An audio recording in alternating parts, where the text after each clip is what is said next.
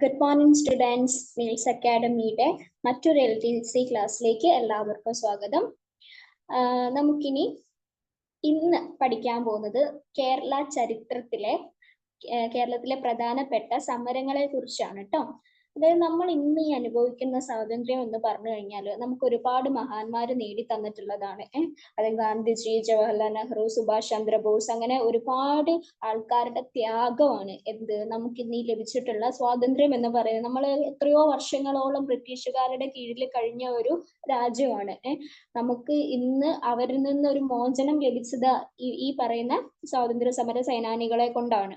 അപ്പൊ അവർ ഏതൊക്കെ തരത്തിലുള്ള സമരങ്ങളാണ് നമ്മുടെ ഈ കേരളത്തില് അല്ലെങ്കിൽ നടത്തിയത്, അതായത് പ്രധാനമായിട്ടും കേരളത്തിൽ നടത്തിയത് കേട്ടോ. കേരളത്തിൽ നടത്തിയത് പിന്നെ ഇന്ത്യ മഹാരാജ്യത്ത് നടത്തിയതും ഇന്ത്യൻ ഹിസ്റ്ററിയിലാണ് വരുന്നത്. ഇപ്പൊ നമ്മൾ കേരള ഹിസ്റ്ററിയിൽ സ്വാതന്ത്ര്യ സമരങ്ങൾ എന്തൊക്കെയാണ് നടന്നിട്ടുള്ളത് എന്നതിനെ പറ്റിയിട്ടാണ് പഠിക്കുന്നത് കേട്ടോ. ഇതിലൊക്കെ ഗാന്ധിജിയുടെയും ജവഹർലാൽ നെഹ്റുവിന്റെയും ഒക്കെ പങ്കുണ്ട്. നമ്മുടെ കേരളത്തിൽ അവരൊക്കെ പങ്കുവഹിച്ചിട്ടുണ്ട്. അല്ലാതെ അവര് ഹിന്ദി നാടുകളിൽ മാത്രം, അതായത് ഹിന്ദി സംസാരിക്കുന്ന നാടുകളിൽ മാത്രമല്ല, നമ്മൾ മലയാളം സംസാരിക്കുന്ന നമ്മുടെ മലയാളികളുടെ നാട്ടിലും അവർ ഒരുപാട് കാര്യങ്ങൾ വന്ന് ചെയ്തിട്ടുണ്ട്. ഒരുപാട് പ്രചോദനം നൽകിയിട്ടുണ്ട്. സ്വാതന്ത്ര്യത്തിന് വേണ്ടിയിട്ട് ഒരുപാട് കഷ്ടതകൾ അനുഭവിച്ചിട്ടുണ്ട്. അങ്ങനെ പലതും ചെയ്തിട്ടുണ്ട്.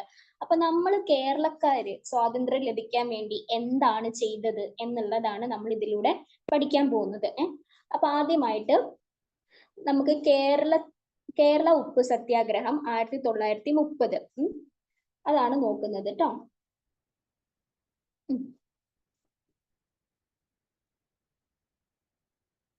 എല്ലാവർക്കും കാണുന്നുണ്ട് എന്ന് കരുതുന്നു.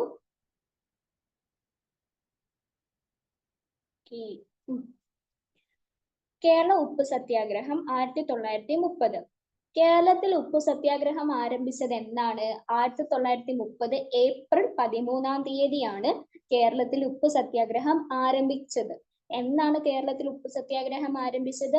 1930 ഏപ്രിൽ 30 ഒരു 30 സീക്വൻസ് നിങ്ങൾക്ക് ഇവിടെ കാണാൻ സാധിക്കുന്നുണ്ടോ? 30-13 അപ്പൊ കേരളത്തിൽ ഉപ്പു സത്യാഗ്രഹം ആരംഭിച്ചത് 1930 ഏപ്രിൽ 13 കേരളത്തിൽ ഉപ്പു സത്യാഗ്രഹത്തിന് നേതൃത്വം നൽകിയത് ആരാണ്? കേളപ്പനാണ്. കേളപ്പനാണ് നമ്മുടെ ഇവിടെ കേരളത്തിൽ ഉപ്പു സത്യാഗ്രഹത്തിന് നേതൃത്വം നൽകിയത്. ഇനി കേളപ്പനോടൊപ്പം പങ്കെടുത്ത പ്രധാന നേതാക്കൾ, അതായത് ഉപ്പു സത്യാഗ്രഹത്തിന് കേളപ്പന്റെ കൂടെ പങ്കെടുത്ത നേതാക്കൾ: P Krishnapillai, K Kunhappan Nambiar, P Keshavan Nambiar, PC Kunhiraman Nambiar. ആരൊക്കെയാണ് കേളപ്പന്റെ കൂടെ ഉപ്പു സത്യാഗ്രഹത്തിൽ പങ്കെടുത്ത പ്രധാന നേതാക്കള്? P Krishnapillai, K Kunhappan Nambiar, P Keshavan Nambiar, PC Kunhiraman Nambiar. ഇവരൊക്കെയാണ് കേട്ടോ. ഇനി കേരളത്തിലെ ഉപ്പു സത്യാഗ്രഹത്തിന്റെ പ്രധാന കേന്ദ്രം ഏതാണെന്നറിയോ? പയ്യന്നൂരിലെ ഉള്ളിയത്ത് കടവ്. പയ്യന്നൂരിലെ ഉള്ളിയത്ത് കടവാണ് കേരള ഉപ്പു സത്യാഗ്രഹത്തിന്റെ പ്രധാന കേന്ദ്രം എന്ന് പറയുന്നത്. കേരളത്തിലെ ഉപ്പു സത്യാഗ്രഹത്തിന്റെ പ്രധാന കേന്ദ്രം ഏതാണ്? പയ്യന്നൂരിൽ. പയ്യന്നൂർ എവിടെയാണ്? ആർക്കെങ്കിലും അറിയോ പയ്യന്നൂർ എവിടെയാണെന്നുള്ളത്? പയ്യന്നൂര് കണ്ണൂരാണ് കേട്ടോ. അപ്പൊ കേരളത്തിലെ ഉപ്പു സത്യാഗ്രഹത്തിന്റെ പ്രധാന കേന്ദ്രം പയ്യന്നൂരിലെ ഉള്ളിയത്ത് കടവാണ് കേട്ടോ. രണ്ടാം ബർദോളി എന്നറിയപ്പെടുന്നത് എന്താണ്? പയ്യന്നൂരാണ്. അപ്പൊ രണ്ടാം ബർദോളി എന്ന് പറഞ്ഞു കഴിഞ്ഞാൽ ബർദോളി സത്യാഗ്രഹം എന്നൊക്കെ നിങ്ങൾ കേട്ടിട്ടുണ്ടാവുമല്ലോ. വലിയൊരു സംഭവം തന്നെയായിരുന്നു. അപ്പം നമ്മുടെ രണ്ടാം ബർദോളി എന്ന് വിശേഷിപ്പിക്കപ്പെടുന്ന ടാഗ് നമ്മുടെ കേരളത്തിനാണ് കിട്ടിയിട്ടുള്ളത്. രണ്ടാം ബർദോളി എന്നറിയപ്പെടുന്നത് പയ്യന്നൂരാണ്. അപ്പോ ഇത്ര ഒന്നുകൂടി നോക്കാം നമുക്ക്. കേരള ഉപ്പു സത്യാഗ്രഹം 1930. കേരളത്തിൽ ഉപ്പു സത്യാഗ്രഹം ആരംഭിച്ചത് 1930 ഏപ്രിൽ 13 കേരളത്തിൽ ഉപ്പു സത്യാഗ്രഹത്തിന് നേതൃത്വം നൽകിയത് ആരാണ്? കേളപ്പനാണ്. കേളപ്പനോടൊപ്പം പങ്കെടുത്ത പ്രധാന നേതാക്കൾ ആരൊക്കെയാണ്? P Krishnapillai, Kunhappan Nambiar, P Keshavan Nambiar, PC Kunhiraman Nambiar. കേരളത്തിലെ ഉപ്പു സത്യാഗ്രഹത്തിന്റെ പ്രധാന കേന്ദ്രമോ? പയ്യന്നൂരിലെ ഉള്ളിയത്ത് കടവാണ്. രണ്ടാം ബർദോളി എന്നറിയപ്പെടുന്നത് പയ്യന്നൂരാണ് കേട്ടോ. അതായത് പയ്യന്നൂരിന് വിശേഷിപ്പിച്ച ഒരു പേരാണ് രണ്ടാം ബർദോളി എന്നുള്ളത്. അപ്പൊ ഈ ഒരു പേജ് എല്ലാവർക്കും മനസ്സിലായി എന്ന് വിശ്വസിക്കുന്നു. നെക്സ്റ്റ് നോക്കാം.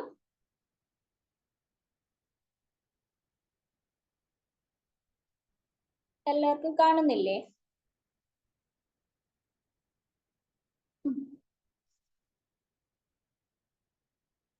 പയ്യന്നൂരിൽ ഉപ്പ് സത്യാഗ്രഹത്തിന് നേതൃത്വം നൽകിയ പ്രധാന നേതാവ് ആരാണ്? കെ കേളപ്പനാണ്. ആരാണ് പയ്യന്നൂരിൽ ഉപ്പ് സത്യാഗ്രഹത്തിന് നേതൃത്വം നൽകിയ പ്രധാന നേതാവ്? കെ കേളപ്പൻ. നമ്മൾ പറഞ്ഞു കേരളത്തിൽ ഉപ്പ് സത്യാഗ്രഹത്തിന് നേതൃത്വം നൽകിയതും കെ കേളപ്പനാണ്. അപ്പോൾ സ്വാഭാവികമായിട്ടും പയ്യന്നൂരിൽ ഉപ്പ് സത്യാഗ്രഹത്തിന് നേതൃത്വം നൽകിയ പ്രധാന നേതാവും കെ കേളപ്പൻ തന്നെയാകും. കെ കേളപ്പന്റെ നേതൃത്വത്തിൽ നടന്ന ഉപ്പ് സത്യാഗ്രഹ ജാഥയിൽ പങ്കെടുത്തവരുടെ എണ്ണം എത്രയാണ്? 32 പേരോളം പങ്കെടുത്തിട്ടുണ്ട് കേരളത്തിൽ നിന്നിട്ട് കേളപ്പന്റെ കൂടെ.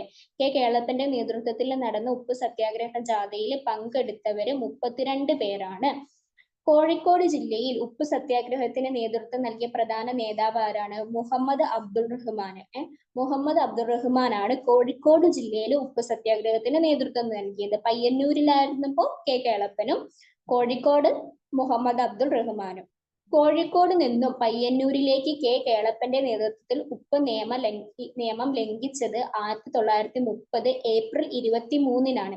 എങ്ങനെ? കോഴിക്കോട് നിന്നും പയ്യന്നൂരിലെത്തി, അതായത് കോഴിക്കോട് നിന്നിട്ടും, കോഴിക്കോട് നിന്ന് കണ്ണൂര്, പയ്യന്നൂര് കണ്ണൂരാണെന്ന് ഞാൻ പറഞ്ഞല്ലോ. അപ്പൊ കോഴിക്കോട് നിന്നും പയ്യന്നൂരിലെത്തി കെ കേളപ്പന്റെ നേതൃത്വത്തില് ഉപ്പ് നിയമം ലംഘിച്ചത് 1930 ഏപ്രിൽ 23-നാണ്. കേരളത്തിൽ ഉപ്പ് സത്യാഗ്രഹത്തിലുടനീളം ആലപിച്ച ഗാനം ഏതാണ്? വരിക വരിക സഹചരെ. അതിന്റെ കുറച്ച് വരികളെ എനിക്കറിയുള്ളൂ. വരിക വരിക സഹചരെ, സഹന സമര സമയമായി എന്ന് പറഞ്ഞ ആ ഒരു ഗാനം നിങ്ങൾ പലവരും കേട്ടിട്ടുണ്ടെന്ന് വിചാരിക്കുന്നു. അപ്പൊ കേരളത്തിൽ ഉപ്പ് സത്യാഗ്രഹത്തിൽ ഉടനീളം ആലപിച്ച, അതായത് ഇവര് കോഴിക്കോട് തൊട്ട് പയ്യന്നൂർ വരെ നടന്നു പോയിക്കൊണ്ടിരുന്ന ടൈമിൽ ആലപിച്ചുകൊണ്ടിരുന്ന ഗാനമാണിത് വരിക വരിക സഹചരെ എന്ന് പറയുന്നത്. കേരളത്തിൽ ഉപ്പ് സത്യാഗ്രഹം ആരംഭിച്ചത് 1930 ഏപ്രിൽ 13-നാണെന്ന് പറഞ്ഞു.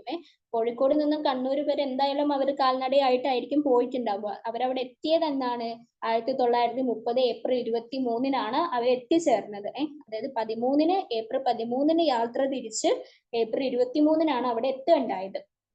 അപ്പൊ ആ ഒരു നടത്തത്തിലുടനീളം അവര് ആലപിച്ചുകൊണ്ട് പോയ ഗാനമാണ് വരിക വരിക സഹചരി എന്ന് പറയുന്നത്. ഇവനിപ്പോ നമ്മുടെ പട്ടാളക്കാരൊക്കെ പലയിടങ്ങളിൽ നിന്നും പലയിടങ്ങളിലേക്ക് സഞ്ചരിക്കുന്ന സമയത്ത് അവരുടെ ആ ഒരു ബോറടിയും ആ ഒരു ക്ഷീണവും ഒക്കെ മാറ്റാൻ വേണ്ടിയിട്ട് അവരും സൈനിക ഗാനങ്ങൾ പലതും ഫിലിംസിലെയും അങ്ങനെ ഇങ്ങനെയൊക്കെ ആലപിച്ചുകൊണ്ടാണ് അവർ നടന്നു പോകല്. അതൊരു ഊർജമാണ്. അവരുടെ ആ നടത്തത്തിന്റെ ആ ഒരു ബോറടി മാറ്റാനും ആ ഒരു ക്ഷീണം മാറ്റാനും ഒരു ഊർജമായിട്ട് വേണമെങ്കിൽ അതിനെ കണക്കാക്കാം.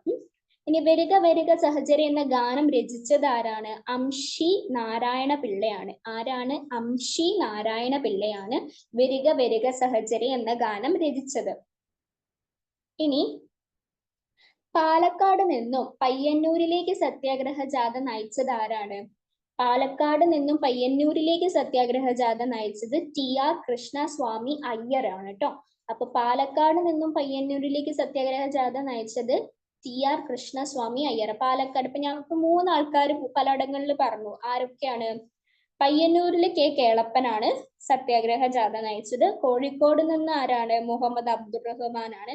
പാലക്കാട് ആരാണ്? TR കൃഷ്ണസ്വാമി അയ്യറാണ്. ഇവരെല്ലാവരും എത്തിച്ചേരുന്നത് എങ്ങോട്ടാണ്? ഈ കേളപ്പന്റെ അടുത്തേക്കാണ് ഇവരെല്ലാം പോവാൻ ഉദ്ദേശിക്കുന്നത്. എങ്ങോട്ട്? പയ്യന്നൂരിലേക്ക്. അപ്പം 3 ഇത് പ്രധാനപ്പെട്ടതാണ്. അതായത് എവിടെയൊക്കെ? പയ്യന്നൂരിലെ കെ കേളപ്പൻ, കോഴിക്കോട് മുഹമ്മദ് അബ്ദുൾ റഹ്മാൻ, പാലക്കാട് TR കൃഷ്ണസ്വാമി അയ്യർ. ഇവരൊക്കെയാണ് സത്യാഗ്രഹ ജാഥ നയിച്ചിട്ടുള്ളത്. ഇനി കെ കേളപ്പൻ അറസ്റ്റ് വരിച്ചതിനു ശേഷം ഉപ്പ് സത്യാഗ്രഹത്തിന് നേതൃത്വം നൽകിയത് ആരാണ്? മൊയ്യാരത്ത് ശങ്കരനാണ്. അതായത് കേളപ്പൻ ഈ ഉപ്പ് സത്യാഗ്രഹത്തിന്റെ പേരിൽ അറസ്റ്റിലായി. അപ്പൊ പിന്നെ അതിനെ നയിക്കാൻ ഒരു നേതാവ് വേണമല്ലോ. അപ്പൊ അതിനുശേഷം ആരെയാണ് തെരഞ്ഞെടുത്തത്? അതിന് നേതൃത്വം നൽകിയത് ആരാണ്? മൊയ്യാരത്ത് ശങ്കരൻ എന്ന് പറയുന്ന വ്യക്തിയാണ്. കേരളത്തിൽ ഉപ്പ് സത്യാഗ്രഹത്തിന്റെ പൈലറ്റ് എന്നറിയപ്പെടുന്ന വ്യക്തി ആരാണ്? മൊയ്യാരത്ത് ശങ്കരനാണ്. അതായത് നിങ്ങൾ ഒരു കാര്യം ശ്രദ്ധിക്കണം, ഓരോ വിശേഷണങ്ങൾ കൊടുക്കുമല്ലോ. ഇപ്പൊ നമ്മള് രണ്ടാം ബർദോളി എന്ന് പറയുന്നത് പയ്യന്നൂരാണ് എന്ന് പറയുണ്ടായി. അങ്ങനത്തെ ഐറ്റങ്ങളൊക്കെ നല്ലതുപോലെ ഒന്ന് തറവായിട്ട് നോക്കിക്കോണം. കാരണം PSCക്ക് അങ്ങനത്തെ ഇത് ചോദിക്കാൻ ഭയങ്കര ഇൻട്രസ്റ്റ് ആണ്. അതായത് ഈ അപരനാമങ്ങൾ എന്നൊക്കെ നമ്മൾ പറയില്ലേ, അതേപോലത്തെ ഐറ്റങ്ങളൊക്കെ എന്താണ് ചോദിക്കാൻ ഭയങ്കര താല്പര്യമാണ്. അപ്പൊ ഈ കേരളത്തിൽ ഉപ്പ് സത്യാഗ്രഹത്തിന്റെ പൈലറ്റ് എന്നറിയപ്പെടുന്ന വ്യക്തി നമ്മൾ ജസ്റ്റ് ഒന്ന് വായിച്ചു പോയി കഴിഞ്ഞു കഴിഞ്ഞാൽ നമുക്ക് കിട്ടൂല. മൊയ്യാരത്ത് ശങ്കർ. ചിലപ്പോ ഇതിൽ ഈ ഓപ്ഷനിൽ വരാൻ പോകുന്നത് ഇവരൊക്കെയാണ്. ആര്? K കേളപ്പന്, പിന്നെ ഈ മുഹമ്മദ് അബ്ദുറഹ്മാൻ സാഹിബ്, പിന്നെ TR കൃഷ്ണസ്വാമി അയ്യര്, പിന്നെ ഈ മൊയ്യാരത്ത് ശങ്കരനും, ഇവരൊക്കെ ആയിരിക്കും കൊടുക്കുക. അപ്പൊ എന്താ, ടോട്ടലി കൺഫ്യൂഷൻ ആവും ഈ കൃത്യമായിട്ട് ഇത് പഠിച്ചിട്ടില്ലെങ്കിൽ. എന്ത്, കേരളത്തിന്റെ ഉപ്പ് സത്യാഗ്രഹത്തിന്റെ പൈലറ്റ് മൊയ്യാരത്ത് ശങ്കരൻ എന്ന് തറവായിട്ട് പഠിച്ചിട്ടില്ലെങ്കിൽ കൺഫ്യൂഷൻ പോയിന്റ്സിൽ നമ്മൾ സ്വാഭാവികമായിട്ട് എന്താ കൊണ്ടുപോയിട്ട് കേളപ്പനെ മിക്കപ്പോഴും നമ്മൾ കേളപ്പനെ കുത്തിവെക്കും, അതായത് കറുപ്പിച്ചു വെക്കും. അപ്പൊ കേളപ്പനല്ല. ആരാണ്?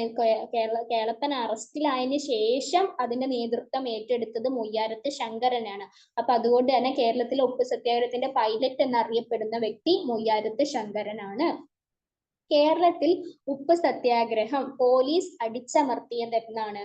1930 മെയ് 12-നാണ്. 1930 ഏപ്രിൽ 13-ന് സ്റ്റാർട്ട് ചെയ്ത ഈ ഉപ്പ് സത്യാഗ്രഹം മെയ് 12-ന് കേരളത്തിൽ പോലീസ് അടിച്ചമർത്തി എന്നാണ് പറയുന്നത്.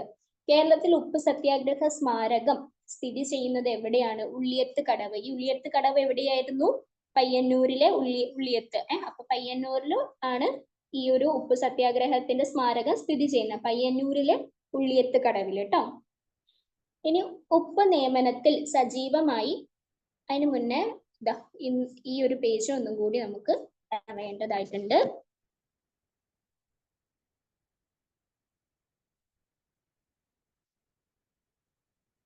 പയ്യന്നൂരിൽ ഉപ്പ് സത്യാഗ്രഹത്തിന് നേതൃത്വം നൽകിയ പ്രധാന നേതാവ് K കേളപ്പൻ. കേളപ്പന്റെ നേതൃത്വത്തിൽ നടന്ന ഉപ്പ് സത്യാഗ്രഹ ജാഥയിൽ പങ്കെടുത്തവരുടെ എണ്ണം 32. കോഴിക്കോട് ജില്ലയിൽ ഉപ്പ് സത്യാഗ്രഹത്തിന് നേതൃത്വം നൽകിയ പ്രധാന നേതാവ് മുഹമ്മദ് അബ്ദുറഹ്മാൻ. കോഴിക്കോട് നിന്നും പയ്യന്നൂരിൽ എത്തി K കേളപ്പന്റെ നേതൃത്വത്തിൽ ഉപ്പ് നിയമം ലംഘിച്ചത് 1930 ഏപ്രിൽ 23-ന്. കേരളത്തിൽ ഉപ്പ് സത്യാഗ്രഹത്തിൽ ഉടനീളം ആലപിച്ച ഗാനം വരിക വരിക സഹചരെ. വരിക വരിക സഹചരെ എന്ന ഗാനം രചിച്ചത് അംഷി നാരായണപിള്ള. പാലക്കാട് നിന്നും പയ്യന്നൂരിലേക്ക് സത്യാഗ്രഹ ജാഥ നയിച്ചത് TR Krishnaswami Iyer. K Kelappan arrest വരിച്ചതിനു ശേഷം ഉപ്പ് സത്യാഗ്രഹത്തിന് നേതൃത്വം നൽകിയത് മൊയ്യാരത്ത് ശങ്കരൻ. കേരളത്തിൽ ഉപ്പ് സത്യാഗ്രഹത്തിന്റെ പൈലറ്റ് എന്നറിയപ്പെടുന്ന വ്യക്തി മൊയ്യാരത്ത് ശങ്കരൻ. കേരളത്തിൽ ഉപ്പ് സത്യാഗ്രഹം പോലീസ് അടിച്ചമർത്തിയത് 1930 മെയ് 12-ന്. കേരളത്തിൽ ഉപ്പ് സത്യാഗ്രഹ സ്മാരകം സ്ഥിതി ചെയ്യുന്നത് ഉള്ളിയത്ത് കടവില്. അപ്പൊ ഇത്രയും കാര്യങ്ങളൊക്കെ മനസ്സിലായി എന്ന് വിചാരിക്കുന്നു. ഇനി ഉപ്പ് നിയമന ലംഘനത്തിൽ സജീവമായി പങ്കെടുത്ത മറ്റു നേതാക്കൾ ആരൊക്കെയാണെന്നുള്ളത് നമുക്കൊന്ന് നോക്കണം. ഇവരാണ് മറ്റു നേതാക്കൾ കേട്ടോ. ആരൊക്കെ? മുഹമ്മദ് അബ്ദുറഹ്മാൻ സാഹിബ്, മുഹമ്മദ് മൊയ്യാരത്ത് ശങ്കരൻ, മൊയ്തു മൗലവി. ആരൊക്കെയാണ് പങ്കെടുത്തത്? മുഹമ്മദ് അബ്ദുറഹ്മാൻ സാഹിബും മൊയ്യാരത്ത് ശങ്കരനും മൊയ്തു മൗലവിയുമാണ് ഉപ്പ് നിയമനത്തിൽ സജീവമായി പങ്കെടുത്ത മറ്റു നേതാക്കൾ എന്ന് പറയുന്നത്. അപ്പൊ ഉപ്പ് നിയമന ലംഘനത്തിൽ സജീവമായി പങ്കെടുത്ത മറ്റു നേതാക്കൾ ഏതൊക്കെയാണ്? മുഹമ്മദ് അബ്ദുറഹ്മാൻ സാഹിബ്, മൊയ്യാരത്ത് ശങ്കരൻ, പിന്നെ മൊയ്തു മൗലവി. എല്ലാം ഒരു മായിലാണ് തുടങ്ങുന്നതെന്ന് മനസ്സിലാക്കി വെക്കുക. എല്ലാത്തിനും പിറകിൽ ഒരു മായുണ്ട്. മുഹമ്മദ്, മൊയ്യാരത്ത്, മൊയ്തു. അപ്പൊ നിങ്ങൾക്ക് എന്തെങ്കിലും രസകരമായിട്ടുള്ള കോഡുകളോ കാര്യങ്ങളോ ഒക്കെ ഇവരുടെ പേരിന്റെ ആദ്യ അക്ഷരം വെച്ച് ഇടാം കേട്ടോ. അതൊക്കെ നിങ്ങളുടെ സൗകര്യപ്രദം പോലെ ചെയ്യാം.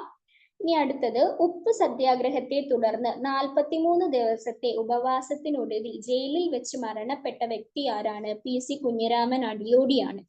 ഉപ്പ് സത്യാഗ്രഹത്തെ തുടർന്ന് 43 ദിവസം ഉപവാസം എടുത്ത് ജയിലിൽ മരണമടഞ്ഞ ഒരു ധീര നേതാവാണ് ആര്? PC കുഞ്ഞിരാമൻ അടിയോടി എന്ന് പറയുന്നത്. അപ്പൊ നിങ്ങളൊന്ന് ആലോചിച്ച് നോക്കിക്കേ, എത്രയേറെ ത്യാഗങ്ങൾ പലരും സഹിച്ചിട്ടുണ്ട് നമുക്ക് ഈ ഒരു സ്വാതന്ത്ര്യം ലഭിക്കാനും.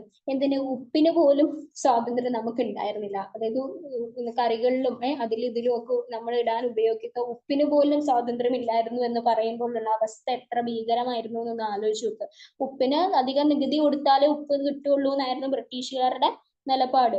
അപ്പൊ സാധാരണക്കാരന് അതുപോലും ഉപയോഗിക്കാൻ പറ്റാത്ത അവസ്ഥ എത്തിയപ്പോഴാണ് ഇത് നടപ്പാകൂല എന്ന് അവർ തീരുമാനിച്ച് ഇറങ്ങി തിരിച്ചത്. ചത്താലും വേണ്ടില്ല, മരിച്ചാലും വേണ്ടില്ല, ഇതിന് തുടർന്ന് പോവാൻ പറ്റില്ല എന്ന് അവർ തീരുമാനിച്ച് എന്താ നമുക്ക് സ്വാതന്ത്ര്യം നേടിത്തരാൻ വേണ്ടിയിട്ട് ഇറങ്ങി തിരിച്ച്. അതിൽ ഉപ്പ് എന്ന് പറയുന്ന സംഭവം നമ്മൾ വെറുതെ ഇങ്ങനെ എന്താണ് വെറുതെ എന്നല്ല, നമ്മൾ കറികളിലൊക്കെ സ്വാദ് കൂട്ടാൻ വേണ്ടി ഇടുന്ന ആ ഉപ്പില്ലേ, അതിന് പ്രധാന പങ്കുണ്ട് ഒരു സ്വാതന്ത്ര്യത്തില്. നമ്മൾ അടുത്ത ക്ലാസ്സിൽ ഡിസ്കസ് ചെയ്യും കേട്ടോ.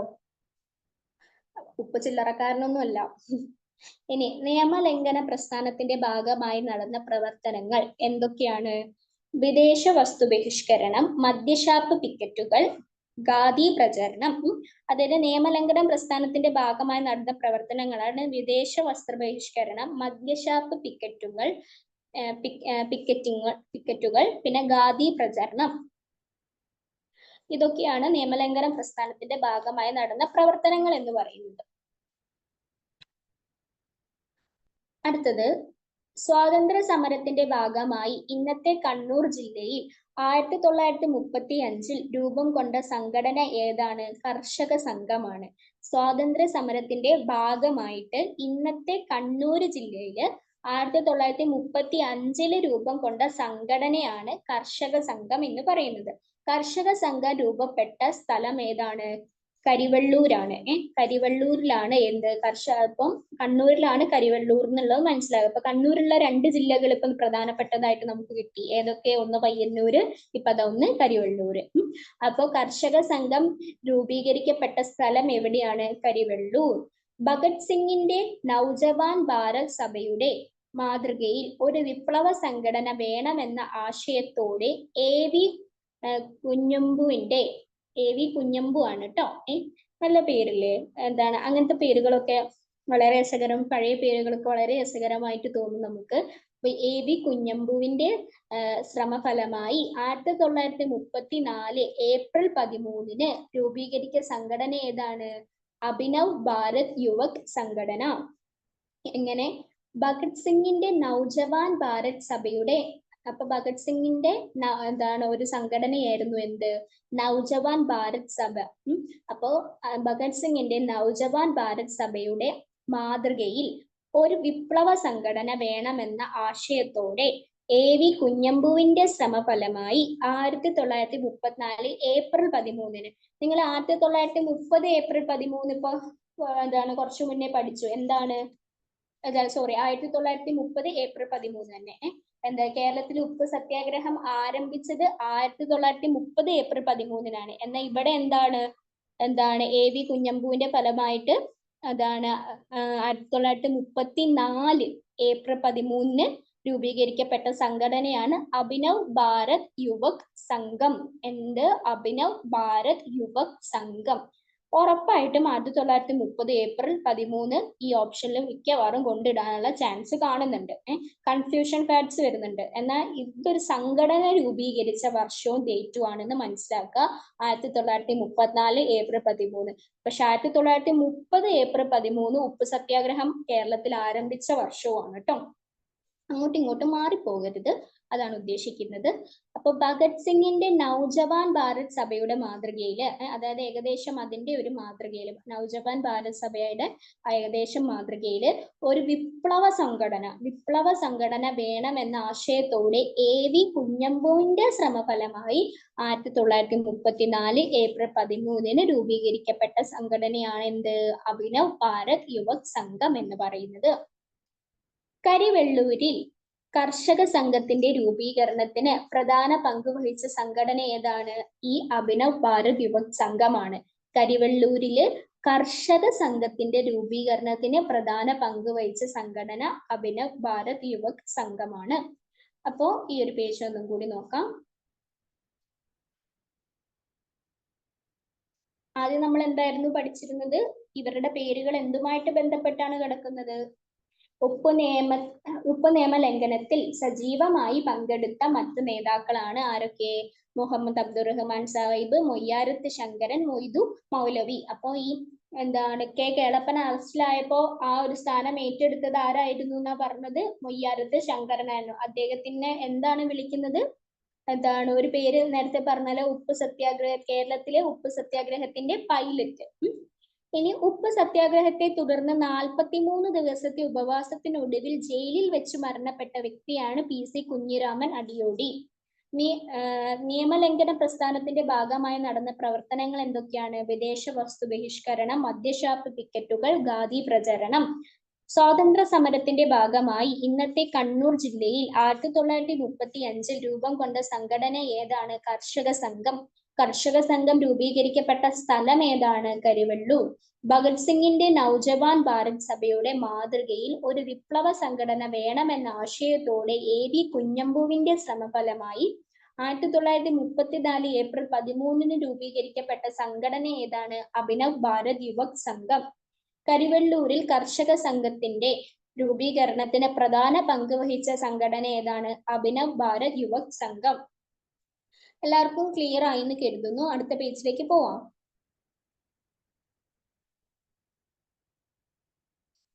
അടുത്ത നമ്മൾ മൊറാഴ സമരമാണ് കേട്ടോ. മൊറാഴ സമരം എന്നാണ്? 1940 വരുന്നത്. എപ്പോഴാണ് മൊറാഴ സമരം? 1940. 1930 എന്തായിരുന്നു? കേരള ഉപ്പ് സത്യാഗ്രഹം. അപ്പൊ ഇനി 1930 40 10 വർഷത്തിന് ശേഷം മൊറാഴ സമരം നടന്നു 1940. എന്താണ് മൊറാഴ സമരം? രണ്ടാം ലോക മഹായുദ്ധത്തിനു ബ്രിട്ടീഷ് ഗവൺമെന്റിന്റെ മർദ്ദനമുറകൾക്കുമെതിരെ കമ്മ്യൂണിസ്റ്റുകാരുടെ നേതൃത്വത്തിൽ നടന്ന പ്രതിഷേധമാണ് ഇത് മൊറാഴ സമരം എന്ന് പറയുന്നത്. എങ്ങനെ? രണ്ടാം ലോക മഹായുദ്ധത്തിനു ബ്രിട്ടീഷ് ഗവൺമെന്റിന്റെ മർദ്ദനമുറകൾക്കുമെതിരെ കമ്മ്യൂണിസ്റ്റുകാരുടെ നേതൃത്വത്തിൽ നടന്ന പ്രതിഷേധമാണ് മൊറാഴ സമരം.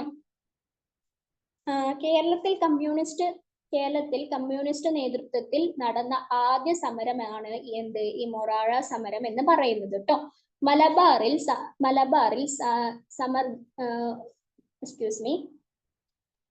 മലബാറിൽ സാമ്രാജ്യത്വ വിരുദ്ധ ദിനമായി ആചരിക്കാൻ KPCC ജനങ്ങളോട് ആഹ്വാനം ചെയ്തത് 1940 സെപ്റ്റംബർ 15 മലബാറിൽ സാമ്രാജ്യത്വ വിരുദ്ധ ദിനമായി ആചരിക്കാൻ KPCC ജനങ്ങളോട് ആഹ്വാനം ചെയ്തത് 1940 സെപ്റ്റംബർ 15 മൊറാഴ സമരം നടന്നത് 1940 കണ്ണൂരിലാണ്. മൊറാഴ സമരത്തെ തുടർന്ന് കൊല്ലപ്പെട്ട പോലീസ് ഉദ്യോഗസ്ഥനാണ് KM കൃഷ്ണൻകുട്ടി മേനോൻ, പിന്നെ രാമനും. 2 പോലീസ് ഉദ്യോഗസ്ഥർ കൊല്ലപ്പെട്ടിട്ടുണ്ടായിരുന്നു. മൊറാഴ സമരത്തെ തുടർന്ന് കൊല്ലപ്പെട്ട പോലീസ് ഉദ്യോഗസ്ഥനാണ് KM കൃഷ്ണൻകുട്ടി മേനോനും രാമനും. പിന്നെ മൊറാഴ സമരത്തെ തുടർന്ന് വധശിക്ഷയ്ക്ക് വിധിക്കപ്പെട്ട വിപ്ലവകാരി ആരാണ്? KPR ഗോപാലനാണ്. KPR ഗോപാലനെ ഈ മൊറാഴ സമരത്തെ തുടർന്ന് തൂക്കിലേറ്റി. ഇനി KPR ഗോപാലന് വധശിക്ഷയിൽ നിന്ന് തൂക്കിലേറ്റിയിട്ടില്ല, വിധിക്കപ്പെട്ടിട്ടേ ഉണ്ടായിരുന്നുള്ളൂ കേട്ടോ. പക്ഷെ അത് നമ്മുടെ ഗാന്ധിജി ഇടപെട്ട് ഇളവ് ലഭിക്കുകയുണ്ടായി. അപ്പൊ KPR ഗോപാലന് വധശിക്ഷയിൽ നിന്ന് ഇളവ് ലഭിക്കാൻ കാരണക്കാരനായ നേതാവ് ഗാന്ധിജി ഇടപെട്ട് ആ വധശിക്ഷ ഇല്ലാതാക്കി എന്നാണ് പറയപ്പെടുന്നത്. അതിന് ഇളവ് നൽകി എന്നാണ് പറയപ്പെടുന്നത്.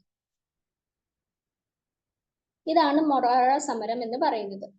കേരളത്തിലെ ആദ്യത്തെ വ്യവസായ മന്ത്രി ആരാണ്? KP ഗോപാലനാണ്. അപ്പൊ KP ഗോപാലനാണ് കേരളത്തിലെ ആദ്യത്തെ വ്യവസായ മന്ത്രി എന്ന് പറയുന്നത്. പട്ടിണി ജാഥ നയിച്ച നവോത്ഥാന നായകൻ ആരാണ്? AK ഗോപാലനാണ്. ആരാണ് പട്ടിണി ജാഥ നയിച്ചത്? AK ഗോപാലൻ. അപ്പൊ മൊറാഴ സമരത്തിൽ വധശിക്ഷയ്ക്ക് വിധിക്കപ്പെട്ട വിപ്ലവകാരി KPR. ഒരു പ്രശ്നമുണ്ടേ, നിങ്ങൾ ഈ ഗോപാലന്മാരില്ലേ, അവര് പലവരുണ്ട്. അതായത് മൊറാഴ സമരത്തെ തുടർന്ന് വധശിക്ഷയ്ക്ക് വിധിക്കപ്പെട്ട വിപ്ലവകാരി KPR ഗോപാലനാണ്. അവിടെ ഒരു 6 വന്നിട്ടുണ്ട്. KPR ഗോപാലനാണ്. കേരളത്തിലെ ആദ്യത്തെ വ്യവസായ മന്ത്രി KP ഗോപാലനാണ്. ഒരേ ആൾക്കാരല്ല കേട്ടോ. നിങ്ങൾ വിചാരിക്കും അവിടെ 6 ഇടാൻ മറന്നതാണോ എന്നല്ല. 2 3 ആൾക്കാരാണ്. അപ്പൊ കേരളത്തിലെ ആദ്യത്തെ വ്യവസായ മന്ത്രി KP ഗോപാലൻ, പട്ടിണി ജാഥ നയിച്ച നവോത്ഥാന നായകൻ AK ഗോപാലൻ. ഈ എന്താണ് 3 ഗോപാലന്മാരെ ഓപ്ഷനിൽ തന്നാലുള്ള അവസ്ഥ ഒന്ന് ആലോചിച്ച് നോക്കിക്കേ, ഏതെങ്കിലും ഒന്ന് ചോദിച്ചിട്ട്. അപ്പോൾ കൃത്യമായിട്ട് പറിക്കാം. മൊറാഴ എന്ന് കേട്ടാൽ അവിടെ ഒരു R ഉണ്ട്. മൊറാഴ സമരത്തിലെ ഗോപാലൻ ആരാണ്? KPR ഗോപാലനാണ്. കേരളത്തിലെ ആദ്യത്തെ വ്യവസായ മന്ത്രി എന്ന് പറയുമ്പോൾ അതാ KP ഗോപാലനാണ്. പട്ടിണി ജാഥ നയിച്ച നവോത്ഥാന നായകൻ AK ഗോപാലനാണ്. അപ്പൊ വ്യക്തമായി എന്ന് വിചാരിക്കുന്നു. ഒന്നും കൂടി നമുക്ക് നോക്കാം. മൊറാഴ സമരം 1940-ലാണ് നടന്നത്. രണ്ടാം ലോക മഹായുദ്ധത്തിനു ബ്രിട്ടീഷ് ഗവൺമെന്റിന്റെ മർദ്ദനമുറകൾക്കുമെതിരെ കമ്മ്യൂണിസ്റ്റ് നേതൃത്വത്തിൽ നടന്ന പ്രതിഷേധമാണിത്. കമ്മ്യൂണിസ്റ്റുകാരുടെ നേതൃത്വത്തിൽ നടന്ന ഒരു പ്രതിഷേധമാണ് മൊറാഴ സമരം. അതായത് ഒരുപാട് ഉപദ്രവിക്കുമായിരുന്നു. ഒരാളെ പിടികിട്ടി കഴിഞ്ഞു കഴിഞ്ഞാൽ ബ്രിട്ടീഷ് ഗവൺമെന്റ് മർദ്ദിച്ച് അവരെ അവശരാക്കുകയോ അല്ലെങ്കിൽ മർദ്ദിച്ചു കൊല്ലുകയോ ചെയ്യുമായിരുന്നു. അപ്പൊ അതിനെതിരെ കമ്മ്യൂണിസ്റ്റ് പാർട്ടി നടത്തിയ ഒരു പ്രതിഷേധമാണ് ഈ മൊറാഴ സമരം എന്ന് പറയുന്നത്. കേരളത്തിൽ കമ്മ്യൂണിസ്റ്റ് നേതൃത്വത്തിൽ നടന്ന ആദ്യ സമരവും കൂടിയാണ് എന്ത്? ഈ മൊറാഴ സമരം. മലബാറിൽ സാമ്രാജ്യത്വ വിരുദ്ധ ദിനമായി ആചരിക്കാൻ KPCC ജനങ്ങളോട് ആഹ്വാനം ചെയ്തത് 1940 സെപ്റ്റംബർ 15-നാണ്. അപ്പൊ 1940 സെപ്റ്റംബർ 15 തൊട്ട് എന്താണ് ആചരിച്ചു പോരുന്നു? മലബാറിലെ സാമ്രാജ്യത്വ വിരുദ്ധ ദിനമായി ആചരിച്ചു പോരുന്നു. മൊറാഴ സമരം നടന്നത് 1940 കണ്ണൂരിലാണ്. മൊറാഴ സമരത്തെ തുടർന്ന് കൊല്ലപ്പെട്ട പോലീസ് ഉദ്യോഗസ്ഥരാണ് ആരൊക്കെ? KM കൃഷ്ണൻകുട്ടി മേനോനും രാമനും. മൊറാഴ സമരത്തെ തുടർന്ന് വധശിക്ഷയ്ക്ക് വിധിക്കപ്പെട്ട വിപ്ലവകാരികൾ ആരൊക്കെയാണ്? വിപ്ലവകാരി ആരാണ്? KPR ഗോപാലനാണ്. KPR ഗോപാലന് വധശിക്ഷയിൽ നിന്ന് ഇളവ് ലഭിക്കാൻ കാരണക്കാരനായ നേതാവ് ഗാന്ധിജി. കേരളത്തിലെ ആദ്യത്തെ വ്യവസായ മന്ത്രി ആരാണ്? KP ഗോപാലനാണ്. പട്ടിണി ജാഥ നയിച്ച നവോത്ഥാന നായകൻ ആരാണ്? AK ഗോപാലനാണ്. അപ്പൊ ഈ ഒരു ഭാഗം ക്ലിയർ ആയില്ലേ? ഇനി കയ്യൂർ സമരം 1941 കേട്ടോ. അത് നമുക്ക് എന്താ നോക്കാം. കയ്യൂർ സമരം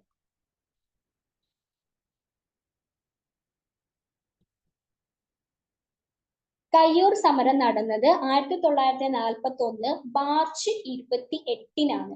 അതായത് മൊറാഴ സമരം നടന്ന ഒരു വർഷം കഴിഞ്ഞതിന് ശേഷം കയ്യൂർ സമരം നടന്നത് 1941 മാർച്ച് 28. കയ്യൂർ സ്ഥിതി ചെയ്യുന്ന ജില്ല എവിടെയാണ്? കാസർഗോഡ് ഹോസ്ദുർഗ് താലൂക്കിലാണ് കേട്ടോ. അപ്പൊ കയ്യൂർ സ്ഥിതി ചെയ്യുന്ന ജില്ല കാസർഗോഡ് ഹോസ്ദുർഗ് എന്ന് പറയുന്ന താലൂക്കിലാണ്. കാസർഗോഡിലെ ഭാഷയും സ്ഥലപ്പേരും ഒക്കെ വളരെ വിചിത്രമായിട്ടായിരിക്കും നമുക്ക് തോന്നുക. പക്ഷെ കാസർഗോഡുകാർക്ക് അത് അങ്ങനെ ആയിരിക്കില്ല. മറ്റുള്ള ജില്ലക്കാർക്ക് അത് വളരെ കൗതുകപരമായിട്ടുള്ള പേരുകളും ഭാഷയുമായിട്ട് തോന്നുമായിരിക്കും. അപ്പോ കയ്യൂർ സമരം നടന്നത് എന്നാണ് 1941 മാർച്ച് 28-നാണ്. കയ്യൂർ സ്ഥിതി ചെയ്യുന്ന ജില്ല എവിടെയാണ്? കാസർഗോഡാണ്. അപ്പോ കാസർഗോഡാണ് കയ്യൂർ ഉള്ളത്.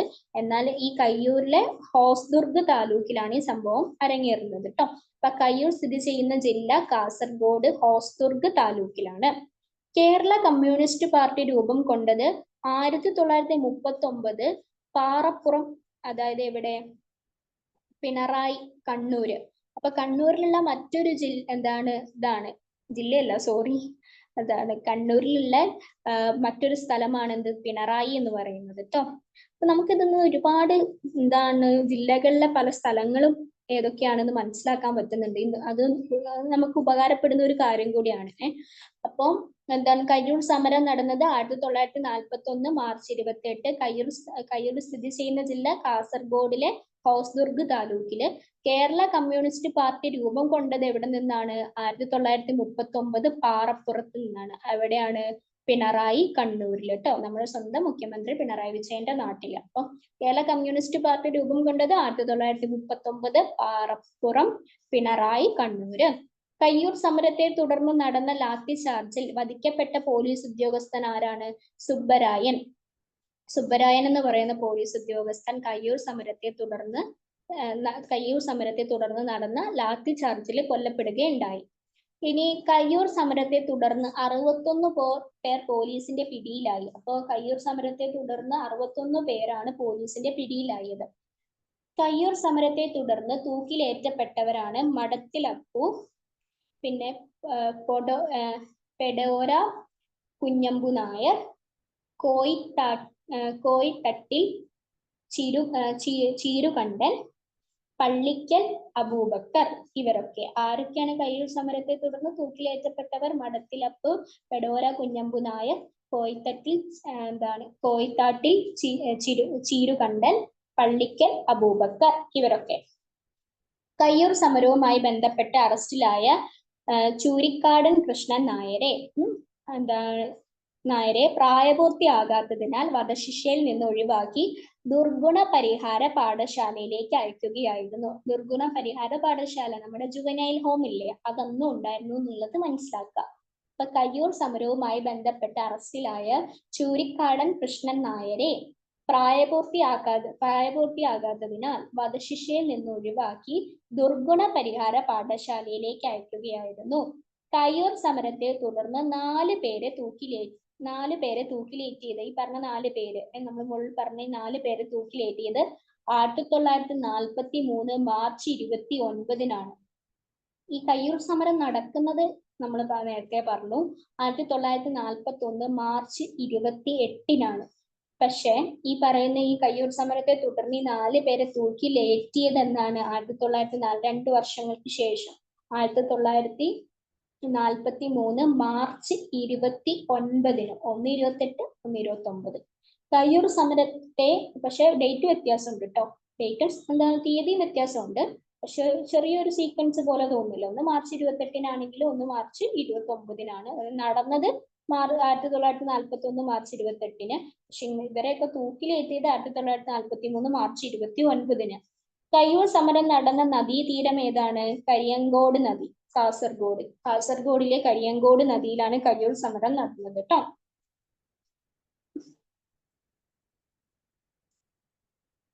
ഒന്നുകൂടി ഡിസ്കസ് ചെയ്യാം. കയ്യൂർ സമരം നടന്നത് 1941 മാർച്ച് 28-ന്. കയ്യൂർ സ്ഥിതി ചെയ്യുന്ന ജില്ല കാസർഗോഡ്, ഹോസ്ദുർഗ് താലൂക്ക്. കേരള കമ്മ്യൂണിസ്റ്റ് പാർട്ടി രൂപം കൊണ്ടത് 1939 പാറപ്പുറം, പിണറായി, കണ്ണൂര്. കയ്യൂർ സമരത്തെ തുടർന്ന് നടന്ന ലാത്തി ചാർജിൽ വധിക്കപ്പെട്ട പോലീസ് ഉദ്യോഗസ്ഥനാണ് സുബ്ബരായൻ. കയ്യൂർ സമരത്തെ തുടർന്ന് 61 പേർ പോലീസിന്റെ പിടിയിലായി. കയ്യൂർ സമരത്തെ തുടർന്ന് തൂക്കിലേറ്റപ്പെട്ട 4 പേരാണ് മഠത്തിലപ്പു, കൊണ്ടേര കുഞ്ഞമ്പു നായർ, കോയിത്താട്ടിൽ ചീരുകണ്ഠൻ, പള്ളിക്കൽ അബൂബക്കർ. കയ്യൂർ സമരവുമായി ബന്ധപ്പെട്ട് അറസ്റ്റിലായ ചൂരിക്കാടൻ കൃഷ്ണൻ നായരെ പ്രായപൂർത്തിയാകാത്തതിനാൽ വധശിക്ഷയിൽ നിന്ന് ഒഴിവാക്കി ദുർഗുണ പരിഹാര പാഠശാലയിലേക്ക് അയക്കുകയായിരുന്നു. കയ്യൂർ സമരത്തെ തുടർന്ന് 4 പേരെ തൂക്കിലേറ്റിയത് 1943 മാർച്ച് 29-ന്. കയ്യൂർ സമരം നടന്ന നദീതീരം ഏതാണ്? കരിയങ്കോട് നദി, കാസർഗോഡ്. ഇപ്പോ ക്ലിയർ ആയെന്ന് വിചാരിക്കും. നമുക്ക് നെക്സ്റ്റ് പേജിലേക്ക് മൂവ് ഓൺ ചെയ്യാം.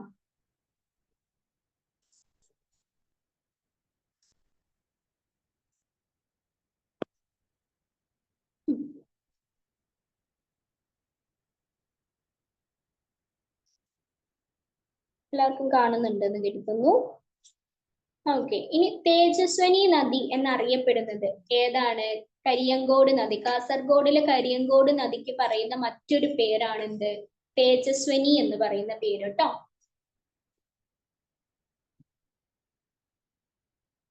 തേജസ്വനി എന്ന് വിശേഷിപ്പിച്ചത് ആരാണ്?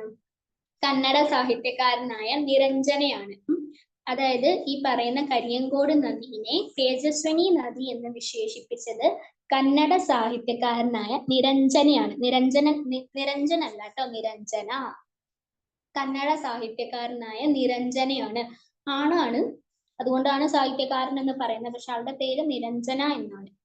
അപ്പൊ കയ്യൂർ സമരത്തിൽ പങ്കെടുത്തിട്ടുള്ള കേരള മുഖ്യമന്ത്രി ആരാണ്? EK നയനാർ ആണ്. അപ്പൊ കയ്യൂർ സമരത്തിൽ പങ്കെടുത്തിട്ടുള്ള കേരള മുഖ്യമന്ത്രി EK നയനാർ ആണ്. കയ്യൂർ സമരത്തെ ആസ്പദമാക്കി ചിരസ്മരണ എന്ന നോവൽ രചിച്ചത് ആരാണ്? നിരഞ്ജനയാണ്. അപ്പൊ ഈ നിരഞ്ജന എന്ന് പറയുന്ന സാഹിത്യകാരൻ എന്താ ചെയ്തിട്ടുള്ളത്? ഒന്ന് കരിയങ്കോട് നദിക്ക് തേജസ്വിനി എന്ന പേര് നൽകുകയും പിന്നെ കയ്യൂർ സമരത്തെ ആസ്പദമാക്കി രചിച്ച നോവലാണ് ചിരസ്മരണ എന്ന് പറയുന്നത്. ഇത് രണ്ടുമാണ് അദ്ദേഹം ചെയ്തിട്ടുള്ളത്. കയ്യൂർ സമരത്തെ ആസ്പദമാക്കി ലെനിൻ രാജേന്ദ്രൻ സംവിധാനം ചെയ്ത സിനിമയാണ് എന്ത്? മീനമാസത്തിലെ സൂര്യൻ എന്ന് പറയുന്ന ചിത്രം. അപ്പൊ കയ്യൂർ സമരത്തെ ആസ്പദമാക്കി ലെനിൻ രാജേന്ദ്രൻ സംവിധാനം ചെയ്ത സിനിമയാണ് മീനമാസത്തിലെ സൂര്യൻ എന്ന് പറയുന്ന പടം. മലബാറിലെ കർഷകരുടെ പോരാട്ടത്തെ കുറിച്ച് AV കുഞ്ഞമ്പു രചിച്ച കൃതി എന്താണ്? കയ്യൂരും കരിവെള്ളൂരും. മലബാറിലെ കർഷകരുടെ പോരാട്ടത്തെ കുറിച്ച് AV കുഞ്ഞമ്പു രചിച്ച കൃതിയാണ് കയ്യൂരും കരിവെള്ളൂരും. കയ്യൂർ സമര ചരിത്രം രചിച്ചത് ആരാണ്? BV കുഞ്ഞമ്പു ആണ്. കയ്യൂർ സമര ചരിത്രം എന്ന് പറയുന്ന ഇത് രചിച്ചത് BV കുഞ്ഞമ്പു ആണ്. 2016 75-ാം വാർഷികം ആഘോഷിച്ച സമരം ഏതാണ്? കയ്യൂർ സമരമാണ്. 2016 75-ാം വാർഷികം ആഘോഷിച്ച സമരം കയ്യൂർ സമരമാണ്. ഇനി കീഴരിയൂർ ബോംബ് കേസ് 1942 കേട്ടോ.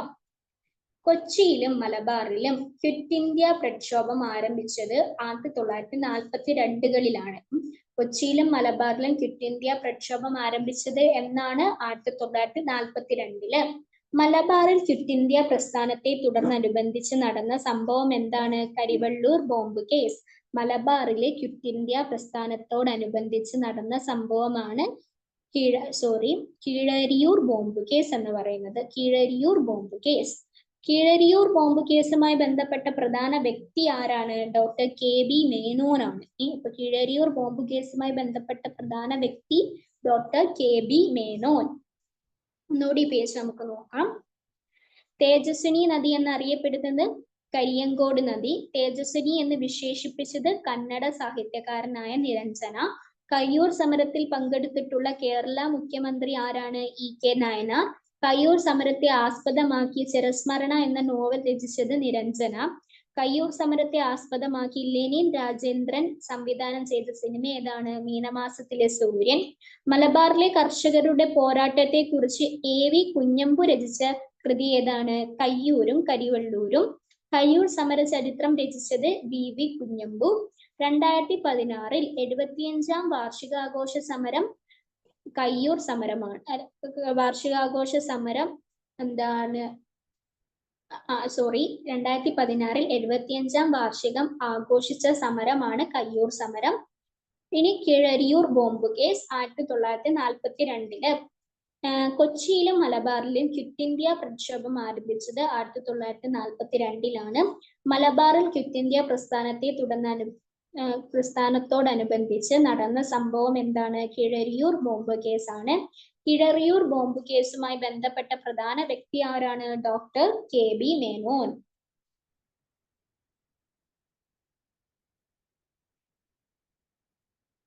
ഇനി കീഴരിയൂർ ബോംബ് കേസുമായി ബന്ധപ്പെട്ട് അറസ്റ്റിലായ വ്യക്തികൾ ആരൊക്കെയാണ്? ഡോക്ടർ KB മേനോൻ, കുഞ്ഞിരാമ കിടാവ്. ഡോക്ടർ KB മേനോനും കുഞ്ഞിരാമ കിടാവുമാണ് കീഴരിയൂർ ബോംബ് കേസുമായി ബന്ധപ്പെട്ട് അറസ്റ്റിലായ വ്യക്തികൾ. കേരളത്തിൽ ക്വിറ്റ് ഇന്ത്യ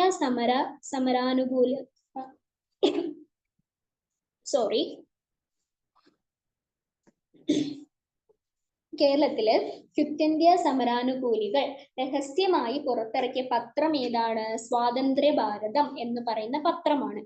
കേരളത്തിൽ ക്വിറ്റ് ഇന്ത്യ സമരാനുകൂലികൾ രഹസ്യമായിട്ട്, അത് രഹസ്യമായി എന്ന് പറഞ്ഞാൽ വളരെ സീക്രട്ട് ആയിട്ടാണ് അവരത് ചെയ്തിരുന്നത്. രഹസ്യമായിട്ട് പുറത്തിറക്കിയ പത്രമാണ്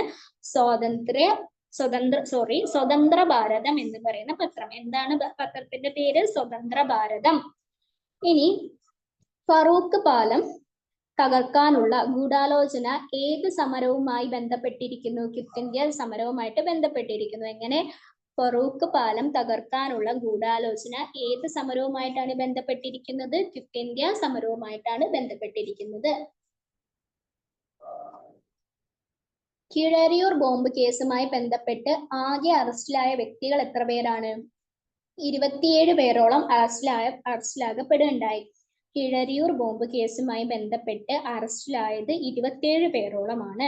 കീഴരിയൂർ ബോംബ് കേസിൽ KB മേനോൻ ഉൾപ്പെടെ ആജീവനാന്ത തടങ്കലിലായവർ 13 പേരാണ്. അതായത് ജീവിതകാലം മുഴുവൻ തടങ്കലിലായവർ 13 പേരോളമാണ്. കീഴരിയൂർ ബോംബ് കേസിൽ KB മേനോൻ ഉൾപ്പെടെ 13 പേര് ആജീവനാന്ത തടങ്കലിൽ ഉണ്ടായി. കിഴരിയൂർ ബോംബ് കേസിന്റെ ബുദ്ധി കേന്ദ്രം ആരായിരുന്നു? Doctor KB. മേനോൻ ആയിരുന്നു. കിഴരിയൂർ ബോംബ് കേസിന്റെ ബുദ്ധി കേന്ദ്രം ഡോക്ടർ കെ.ബി. മേനോൻ ആയിരുന്നു. കിഴരിയൂർ ബോംബ് കേസുമായി ബന്ധപ്പെട്ട് ഇരുമ്പഴിക്കുള്ളിൽ എന്ന ഗ്രന്ഥം രചിച്ചത് ആരാണ്? വി.ഒ. കേശവൻ നായരാണ്. കിഴരിയൂർ ബോംബ് കേസുമായി ബന്ധപ്പെട്ട് ഇരുമ്പഴിക്കുള്ളിൽ എന്ന ഗ്രന്ഥം രചിച്ചത് വി.ഒ. കേശവൻ നായരാണ്. കിഴരിയൂർ ബോംബ് കേസുമായി ബന്ധപ്പെട്ട് സുഭാഷ് ചന്ദ്രബോസിൽ നിന്ന് കത്ത് ലഭിച്ച നേതാവ് ആരാണ്? ഈ പറയുന്ന കെ.ബി. മേനോനാണ്. കിഴരിയൂർ ബോംബ് കേസുമായി ബന്ധപ്പെട്ട് സുഭാഷ് ചന്ദ്രബോസിൽ നിന്ന് കെ.ബി. മേനോന് കത്ത് ലഭിക്കുകയുണ്ടായി. കിഴരിയൂർ ബോംബ് കേസുമായി കൈ തട്ടിയതാണ്.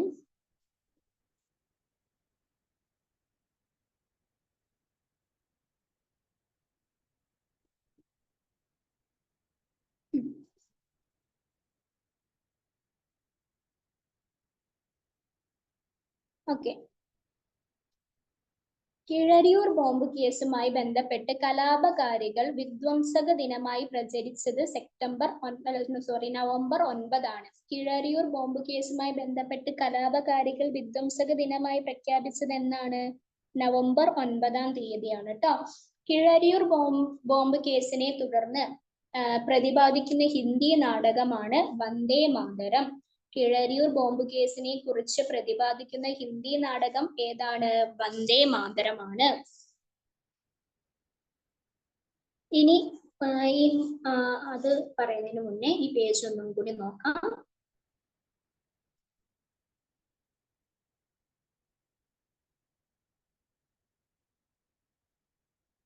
കീഴരിയൂർ ബോംബ് കേസുമായി ബന്ധപ്പെട്ട് അറസ്റ്റിലായ വ്യക്തികൾ ആരൊക്കെയാണ്? Doctor KB. മേനോൻ, കുഞ്ഞിരാമ കിടാവ്. കേരളത്തിൽ ക്വിറ്റ് ഇന്ത്യ സമരാനുകൂലികൾ രഹസ്യമായി പുറത്തിറക്കിയ പത്രം ഏതാണ്? സ്വതന്ത്ര ഭാരതം. ഫറൂഖ് പാലം തകർക്കാനുള്ള ഗൂഢാലോചന ഏത് സമരവുമായി ബന്ധപ്പെട്ടിരിക്കുന്നു? ക്വിറ്റ് ഇന്ത്യ സമരം. കിഴരിയൂർ ബോംബ് കേസുമായി ബന്ധപ്പെട്ട് ആകെ അറസ്റ്റിലായ വ്യക്തികൾ എത്ര പേരാണ്? 27 പേരോളം. കിഴരിയൂർ ബോംബ് കേസിൽ കെ.ബി. മേനോൻ ഉൾപ്പെടെ ആജീവനാന്ത തടങ്കലിലായവർ എത്ര പേർ? 13 പേർ. കിഴരിയൂർ ബോംബ് കേസിന്റെ ബുദ്ധി കേന്ദ്രം doctor KB. Menon. Kizhariyur bomb കേസുമായി ബന്ധപ്പെട്ട് ഇരുമ്പഴിക്കുള്ളിൽ എന്ന ഗ്രന്ഥം രചിച്ചത് വി.ഒ. കേശവൻ നായർ. കിഴരിയൂർ ബോംബ് കേസുമായി ബന്ധപ്പെട്ട് സുഭാഷ് ചന്ദ്രബോസിൽ നിന്ന് കത്ത് ലഭിച്ച നേതാവ് കെ.ബി. മേനോൻ. കിഴരിയൂർ ബോംബ് കേസുമായി ബന്ധപ്പെട്ട് കലാപകാരികൾ വിധ്വംസക ദിനമായി പ്രഖ്യാപിച്ചത് നവംബർ 9. ഇപ്പൊ ഇനി വരുന്ന നവംബർ 9 എന്ന് കേൾക്കുമ്പോൾ നിങ്ങൾക്ക് മനസ്സിൽ വരണം അന്ന് വിധ്വംസക ദിനമാണ് എന്നുള്ളത് കേട്ടോ. കിഴരിയൂർ ബോംബ് കേസിനെ കുറിച്ച് പ്രതിപാദിക്കുന്ന ഹിന്ദി നാടകം ഏതാണ്? വന്ദേ മാതരം. അടുത്തത് കുറച്ച് കൺഫ്യൂഷൻ ഉണ്ടാക്കുന്ന ജില്ലകളും അതിന്റെ കുറച്ച് കൺഫ്യൂഷൻ ഉണ്ടാക്കുന്ന സമരവും അതിന്റെ ജില്ലകളുമാണ് കേട്ടോ പറയുന്നത്. മൊറാഴ സമരം നടന്ന ജില്ല ഏതാ? കണ്ണൂര്. നമ്മൾ പറഞ്ഞു കണ്ണൂരാണ് മൊറാഴ സമരം നടന്നത് എന്നുള്ളത്. കരിവെള്ളൂർ സമരം നടന്നതും എവിടെയാണ്? കണ്ണൂർ. അപ്പൊ കണ്ണൂര് വെച്ച് നടന്നത് 2 സമരങ്ങളാണ്. ഏതൊക്കെ? ഒന്ന് മൊറാഴ സമരവും ഒന്ന് കരിവെള്ളൂർ സമരവും. ഇതിന് രണ്ടിനും സാക്ഷ്യം വഹിച്ച ജില്ല കണ്ണൂരാണ്. ഇനി കിഴരിയൂർ ബോംബ് കേസ് നടന്ന ജില്ല കോഴിക്കോടാണ്. പുന്നപ്ര വയലാർ സമരം നടന്ന ജില്ല ആലപ്പുഴയാണ്. കയ്യൂർ സമരം നടന്ന ജില്ല കാസർഗോഡാണ്. അപ്പൊ മൊറാഴ സമരവും കരിവെള്ളൂർ സമരവും കണ്ണൂര് വെച്ചിട്ടും പിന്നെ കിഴരിയൂർ ബോംബ് കേസ് കോഴിക്കോട് വെച്ചിട്ട് പുന്നപ്ര വയലാർ സമരം നടന്നത് ആലപ്പുഴ വെച്ചിട്ട് കയ്യൂർ സമരം നടന്നത് കാസർഗോഡ് വെച്ചിട്ട്. ഒന്നുകൂടി പറയാണ്, കൺഫ്യൂഷൻ ഉണ്ടാകാതെ അങ്ങോട്ടും ഇങ്ങോട്ടും ഇവരുടെ ജില്ലകൾ മാറിപ്പോരുത് നിങ്ങൾക്ക് ആർക്കും. മൊറാഴയും കരിവെള്ളൂര് സമരവും കണ്ണൂര്, കിഴരിയൂര് ബോംബ് കേസ് കോഴിക്കോട്, പുന്നപ്ര വയലാർ സമരം ആലപ്പുഴ, കയ്യൂർ സമരം കാസർഗോഡ്. തറവാക്കണം കേട്ടോ. നമുക്ക് പുന്നപ്ര വയലാർ സമരം 1946 എന്ത്? പുന്നപ്ര വയലാർ സമരം നടക്കുന്നത്. 1946 പുന്നപ്ര വയലാർ സമരം. നോക്കാം നമുക്ക് എന്താണെന്ന്. അമേരിക്കൻ മോഡൽ ഭരണം തിരുവിതാംകൂറിൽ നടപ്പിലാക്കാൻ ശ്രമിച്ചതിന് സർ സി.പി. രാമസ്വാമി അയ്യർക്കെതിരെ നടന്ന സമരമാണ് എന്ത്? പുന്നപ്ര വയലാർ സമരം എന്ന് പറയുന്നത്. 1946 ഒക്ടോബർ 24 മുതൽ 27 വരെയാണ് ഈ സമരം നീണ്ടു നിന്നത്. അമേരിക്കൻ മോഡൽ ഭരണം, അത് അമേരിക്കക്കാരുടെ രീതിയിലുള്ള ഭരണം തിരുവിതാംകൂറിൽ നടപ്പിലാക്കാൻ ശ്രമിച്ചതിന് സർ CP രാമസ്വാമി അയ്യർക്കെതിരെ നടന്ന സമരമാണ് പുന്നപ്ര വയലാർ സമരം. 1946 ഒക്ടോബർ 24 മുതൽ 27 വരെയാണ് സമരം നടന്നത്. പുന്നപ്ര വയലാർ എന്നീ സ്ഥലങ്ങൾ സ്ഥിതി ചെയ്യുന്ന ജില്ല ഏതാണ്? ആലപ്പുഴ. അപ്പൊ പുന്നപ്രയും വയലാറും എവിടെയാണ് സ്ഥിതി ചെയ്യുന്നത്? ആലപ്പുഴയിലാണ് കേട്ടോ.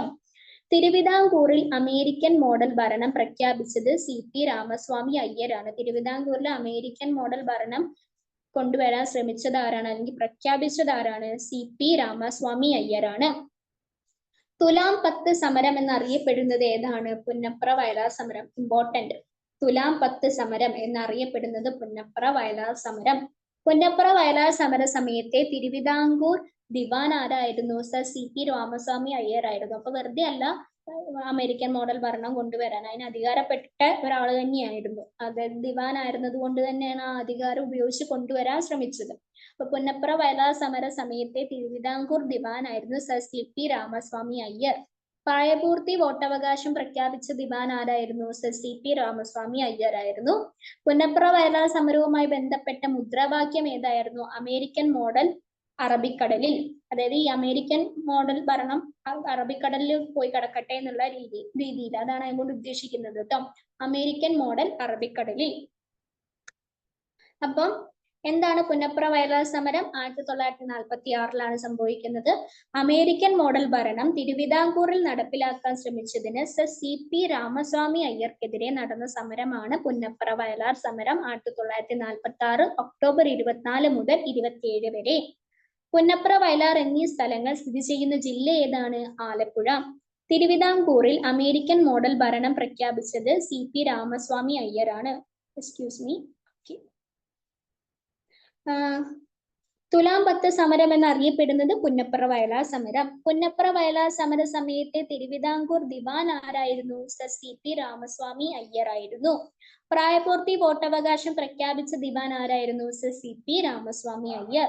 പുന്നപ്ര വയലാർ സമരവുമായി ബന്ധപ്പെട്ട മുദ്രാവാക്യം അമേരിക്കൻ മോഡൽ അറബിക്കടലിൽ എന്നായിരുന്നു മുദ്രാവാക്യം. കഴിഞ്ഞിട്ടില്ല, ഇനിയുണ്ട് പുന്നപ്ര വയലാർ സമരം.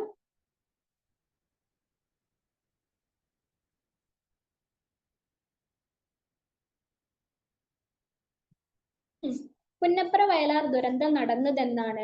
1946 ഒക്ടോബറിലാണ് പുന്നപ്ര വയലാർ ദുരന്തം നടക്കുന്നത്. പുന്നപ്ര വയലാർ ദുരന്തം നടക്കുന്നത് 1946 ഒക്ടോബറിൽ. 1000-ലധികം പേർ ഈ സമരത്തിൽ കൊല്ലപ്പെട്ടതായി കാണപ്പെടുന്നു. അതായത് 1000-ലധികം പേരെന്താ ഈ ഒരു പുന്നപ്ര വയലാർ സമരത്തിൽ കൊല്ലപ്പെട്ടിട്ടുണ്ട്. പുന്നപ്ര വയലാർ രക്തസാക്ഷി മണ്ഡലം സ്ഥിതി ചെയ്യുന്നത് എവിടെയാണ്? കളർക്കോട്, ആലപ്പുഴ. ആലപ്പുഴയിലെ കളർക്കോടാണ് പുന്നപ്ര വയലാർ രക്തസാക്ഷി മണ്ഡലം സ്ഥിതി ചെയ്യുന്നത്. വയലാർ സ്റ്റാലിൻ എന്നറിയപ്പെടുന്നത് ആരാണ്? CK കുമാരപ്പണിക്കരാണ്. ആരാണ് വയലാർ സ്റ്റാലിൻ എന്നറിയപ്പെടുന്നത്? CK കുമാരപ്പണിക്കർ. CP രാമസ്വാമി അയ്യരെ വധിക്കാൻ ശ്രമിച്ച വ്യക്തി ആരായിരുന്നു? KCS മണിയായിരുന്നു. ആരാണ്? CP രാമസ്വാമി അയ്യരെ CP രാമസ്വാമി അയ്യർ ആരാണ്? എന്താണ്? പുന്നപ്ര വയലാർ സമര സമയത്തെ തിരുവിതാംകൂർ ദിവാനായിരുന്നു കേട്ടോ. പുള്ളിക്കാരനെ വധിക്കാൻ ശ്രമിച്ചത് ആരാണ്? KCS മണി എന്ന് പറഞ്ഞ ആള് വധിക്കാൻ ശ്രമിച്ചിരുന്നു. പുന്നപ്ര വയലാർ സമരത്തിൽ പങ്കെടുത്ത കേരള മുഖ്യമന്ത്രി ആരാണ്? VS അച്യുതാനന്ദൻ. ഒന്ന് ആലോചിച്ച് നോക്കിക്കഴിഞ്ഞാൽ നമ്മുടെ VS അച്യുതാനന്ദന് എന്താണ് 1946 മുതൽ എന്താണ് പല സമരങ്ങളിലും പങ്കുണ്ട് എന്നുള്ളത്. അപ്പൊ പുന്നപ്ര വയലാർ സമരത്തിൽ പങ്കെടുത്ത കേരള മുഖ്യമന്ത്രിയായിരുന്നു VS അച്യുതാനന്ദൻ. പുന്നപ്ര വയലാർ സമരത്തെ പശ്ചാത്തലമാക്കി P കേശവദേവ് രചിച്ച നോവൽ ഏതാണ്? ഉൽക്ക. പുന്നപ്ര വയലാർ സമരത്തെ പശ്ചാത്തലമാക്കി P കേശവദേവിന്റെ നോവലാണ് ഉൽക്ക എന്ന് പറയുന്നത്. പുന്നപ്ര വയലാർ സമരത്തെ പശ്ചാത്തലമാക്കി തകഴി ശിവശങ്കരപിള്ള രചിച്ച നോവൽ ഏതാണ്? തലയോട്. എന്താണ്? തകഴിയുടെ നോവല് തലയോടായിരുന്നു കേട്ടോ, പുന്നപ്ര വയലാർ സമരത്തെ പശ്ചാത്തലമാക്കിയിട്ട്. ഇനി ഉദയം പേരൂർ സുന്നഹ ദോസ് 1599. ഇത് വേറെ പല സമരങ്ങളുമാണ് കേട്ടോ. അപ്പൊ നമ്മള് 1900-ങ്ങളിൽ നടന്ന സമരങ്ങളാണ് ഇപ്പൊ നമ്മൾ പഠിച്ചിട്ടുണ്ടായിരുന്നത്. അപ്പൊ ഒന്നുകൂടി ഈ ഒരു ഭാഗം നോക്കിയിട്ട് നമുക്ക് 1500, 600 ഭാഗങ്ങളിലേക്ക് പോകാം കേട്ടോ. ഈ 1500-ലും 600-ലും പല സമരങ്ങളും നടന്നിട്ടുണ്ട്. അപ്പൊ അത് കേരളത്തില്, അപ്പൊ അത് ഏതൊക്കെയാന്നുള്ളത് ഒന്ന് ജസ്റ്റ് ഒന്ന് നമുക്ക് നോക്കേണ്ടതായിട്ടുണ്ട്. 1900-ലെ പ്രധാനപ്പെട്ട സമരങ്ങളൊക്കെയാണ് ഇപ്പൊ നമ്മൾ ഡിസ്കസ് ചെയ്തിട്ടുള്ളത്. അപ്പൊ പുന്നപ്ര വയലാർ ദുരന്തം നടന്നത് 1946 ഒക്ടോബറിലാണ്. 1000-ലധികം പേർ ഈ സമരത്തിൽ കൊല്ലപ്പെട്ടതായി കണക്കാക്കുന്നു. പുന്നപ്ര വയലാർ രക്തസാക്ഷി മണ്ഡലം സ്ഥിതി ചെയ്യുന്നത് കളർക്കോട്, ആലപ്പുഴയിലാണ്. വയലാർ സ്റ്റാലിൻ എന്നറിയപ്പെടുന്നത് ആരാണ്? CK കുമാരപ്പണിക്കർ. CP രാമസ്വാമി അയ്യരെ വധിക്കാൻ ശ്രമിച്ച വ്യക്തി ആരാണ്? KCS മണി. പുന്നപ്ര വയലാർ സമരത്തിൽ പങ്കെടുത്ത കേരള മുഖ്യമന്ത്രി VS അച്യുതാനന്ദൻ. പുന്നപ്ര വയലാർ സമരത്തെ പശ്ചാത്തലമാക്കി P കേശവദേവ് രചിച്ച നോവൽ ഏതാണ്? ഉൽക്ക. പുന്നപ്ര വയലാർ സമരത്തെ പശ്ചാത്തലമാക്കി തകഴി ശിവശങ്കരപിള്ള രചിച്ച നോവൽ തലയോട്. ഒരു കാര്യം ശ്രദ്ധിക്കണടാ, ഈ VS അച്യുതാനന്ദൻ ഉണ്ടല്ലോ, പുന്നപ്ര വയലാർ സമരത്തിൽ പങ്കെടുത്ത കേരള മുഖ്യമന്ത്രി, മൂപ്പരുടെ ഓപ്ഷൻസില് EMS-നെയും കരുണാകരനെയും ഒക്കെ കൊണ്ടുപോയിടും. അപ്പോ എന്താണ്, ഒരു എന്താണ് വെച്ചാലും EMS-നെ ഒന്നും പോയിട്ട് കറപ്പിക്കരുത്. EMS അല്ല, VS അച്യുതാനന്ദന് 1946 മുതലുള്ള ശാസ്ത്രീയ പാരമ്പര്യങ്ങളുണ്ട്. അപ്പൊ അത് ഓർക്കുക, VS അച്യുതാനന്ദനാണ് പുന്നപ്ര വയലാർ സമരത്തിൽ പങ്കെടുത്ത കേരള മുഖ്യമന്ത്രി എന്നുള്ളത്. ഇനി ഉദയപേരൂർ സുന്നഹദോസ് എന്ന് പറയുന്ന ഒരു സമരം മറ്റ് കലാപങ്ങളിൽ, അതായത് നമ്മുടെ ഈ കേരളത്തിൽ മറ്റ് കലാപങ്ങൾ നടന്നിട്ടുണ്ട്. അതിൽ 1599 നടന്ന ഒരു കലാപമാണ് ഉദയം പേരൂർ സുഹന്നദോസ്. 1599. കേരളത്തിലെ ക്രൈസ്തവ സഭയെ റോമിനോട് ആഭിമുഖ്യമുള്ളവരാക്കി മാറ്റാൻ ഉദയം പേരൂരിൽ നടന്ന പുരോഹിത സമ്മേളനമാണ് എന്ത്? ഉദയം പേരൂർ സുഹന്നദോസ് എന്ന് പറയുന്നത്. എങ്ങനെ? കേരളത്തിലെ ക്രൈസ്തവ സഭയെ റോമിനോട് ആഭിമുഖ്യമുള്ളവരാക്കി. റോം എന്ന് പറഞ്ഞാൽ റോമൻ സാമ്രാജ്യം കേട്ടില്ലേ? സോറി, റോമൻ സാമ്രാജ്യത്തിലെ റോം എന്ന് പറയുന്ന രാജ്യം കേട്ടിട്ടില്ലേ? അപ്പൊ നിങ്ങൾ റോമൻസ് എന്ന് പറഞ്ഞ സിനിമയിൽ റോമിന്ന് വന്ന അച്ഛന്മാർ എന്ന് പറയുന്ന കേട്ടിട്ടില്ലേ? അതേപോലെ തന്നെ അപ്പൊ കേരളത്തിലെ ക്രൈസ്തവ സഭയെ റോമിനോട് ആഭിമുഖ്യമുള്ളവരാക്കി മാറ്റാൻ, അതായത് ഇത് റോമിനോട് ഇതാവാൻ വേണ്ടിയിട്ട്, അവരെ പോലെ ആകാൻ ആഭിമുഖ്യമുള്ളവരാക്കി മാറ്റാൻ ഉദയം പേരൂരിൽ നടത്തിയ പുരോഹിത സമ്മേളനമാണ് എന്ത്? ഉദയം പേരൂർ സുഹന്നദോസ് എന്ന് പറയുന്നത്. ഉദയം പേരൂർ സുഹന്നദോസ് നടന്ന വർഷം ഏതാണ്? AD 1599 എന്നാണ്. ഒരുപാട് വർഷം മുന്നേ, AD 1599. ഉദയം പേരൂർ സുഹന്നദോസിൽ അധ്യക്ഷത വഹിച്ചത് ആരാണ്? അലക്സിസ് ഡി മെനസിസ് എന്ന് പറയുന്ന വ്യക്തിയാണ്. ആരാണ്? ഉദയം പേരൂർ സുഹന്നദോസിൽ അധ്യക്ഷത വഹിച്ചത് അലക്സിസ് ഡി മെനസിസ്. എന്ന് പറയുന്ന ഒരു ഫോർമാറ്റിൽ പോകുന്നു അല്ലെ. അലക്സിസ് ഡി മെനസിസ് എന്ന് പറയുന്ന ആളാണ് കേട്ടോ. അപ്പോ ഒന്നുകൂടി നോക്കാം. ഉദയം പേരൂർ സുഹന്നദോസ് 1599 എങ്ങനെയാണ്? കേരളത്തിലെ ക്രൈസ്തവ സഭയെ റോമിനോട് ആഭിമുഖ്യമുള്ളവരാക്കി മാറ്റാൻ ഉദയം പേരൂരിൽ നടത്തിയ പുരോഹിത സമ്മേളനമാണ് ഉദയം പേരൂർ സുഹന്നദോസ്.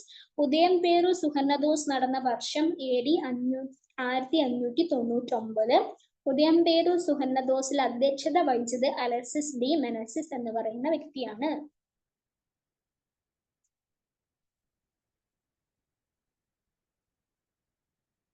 ഇനി ഉദയം പേരൂർ സുഹന്നദോസിൽ പങ്കെടുത്തവരുടെ എണ്ണം എത്രയാണ്? 813 പേരാണ് ഈ ഉദയം പേരൂർ സുഹന്നദോസിൽ പങ്കെടുത്തവർ കേട്ടോ.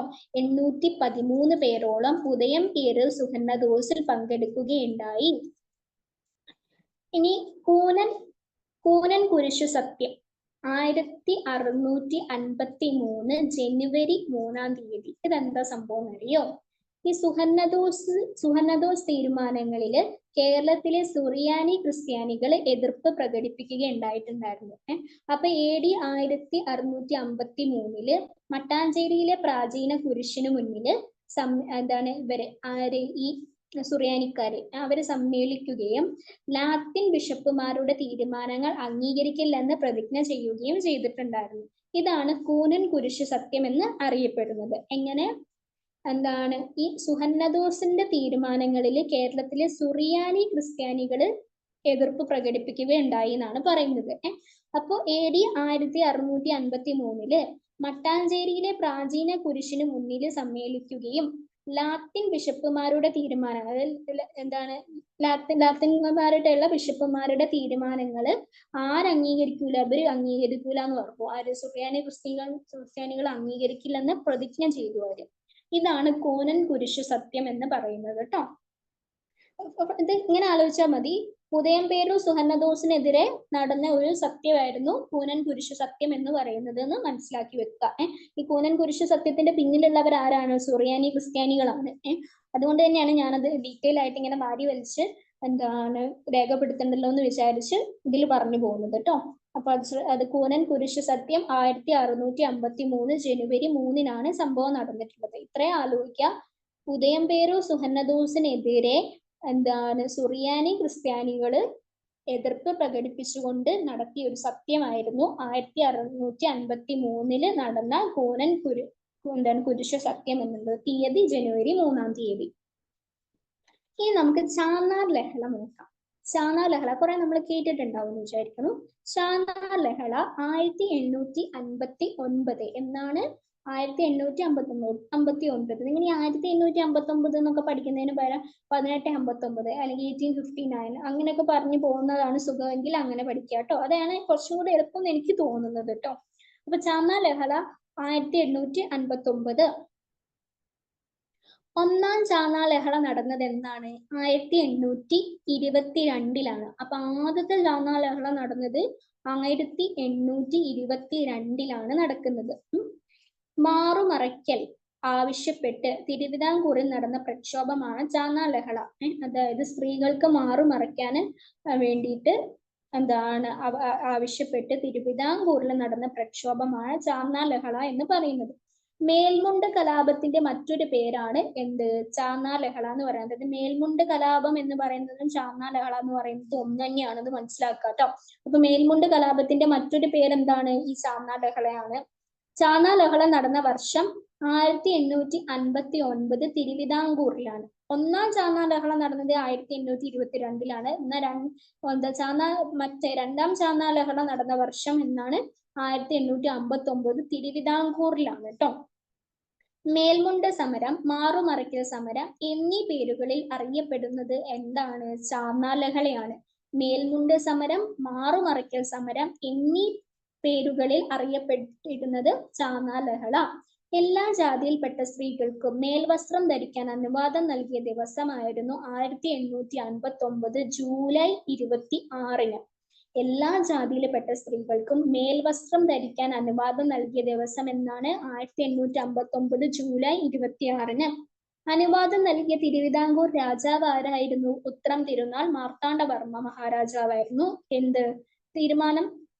അനുവാദം നൽകിയ തിരുവിതാംകൂർ രാജാവാണ് ഉത്രം തിരുനാൾ മാർത്താണ്ഡവർമ്മ. മദ്രാസ് ഗവർണർ ലോർഡ് ഹാരിസിന്റെ നിർദ്ദേശപ്രകാരമാണ് തിരുവിതാംകൂർ രാജാവ് ഉത്തരവിറക്കിയത്. മദ്രാസ് ഗവർണറായ ലോർഡ് ഹാരിസിന്റെ നിർദ്ദേശപ്രകാരമാണ് തിരുവിതാംകൂർ രാജാവ് ഇതിന് ഉത്തരവിറക്കിയത്. അപ്പൊ അന്നത്തെ കാലത്ത് എന്ന് പറഞ്ഞു കഴിഞ്ഞാല് ഈ ഉയർന്ന ജാതിയിൽപ്പെട്ട സ്ത്രീകൾക്ക് മാത്രമേ മാറുമറയ്ക്കാന് അല്ലെങ്കിൽ മേൽമുണ്ട് ധരിക്കാനുള്ള സ്വാതന്ത്ര്യം അല്ലെങ്കിൽ അവകാശം ഉണ്ടായിരുന്നുള്ളൂ. അല്ലാത്ത ജാതിയിൽപ്പെട്ട സ്ത്രീകൾക്കൊന്നും ഇതിനുള്ള അവകാശം ഉണ്ടായിരുന്നില്ല എന്നാണ് പറയുന്നത്. ഒന്ന് ജസ്റ്റ് ഒന്ന് ആലോചിച്ച് നോക്ക് എത്ര അരോചകമായിരുന്നു എന്നുള്ളത്. അപ്പൊ ഇത് വസ്ത്രം ധരിക്കാനുള്ള സ്വാതന്ത്ര്യം പോലും ഉണ്ടായിരുന്നില്ല എന്ന്.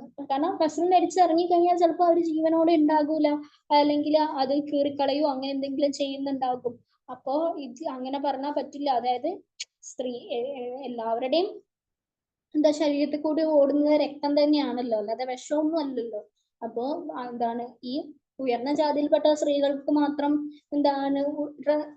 വസ്ത്രം ഇട്ട് നടന്നാൽ മതി എന്ന് പറയുന്നത് ഇവിടുത്തെ നിയമമാണ്.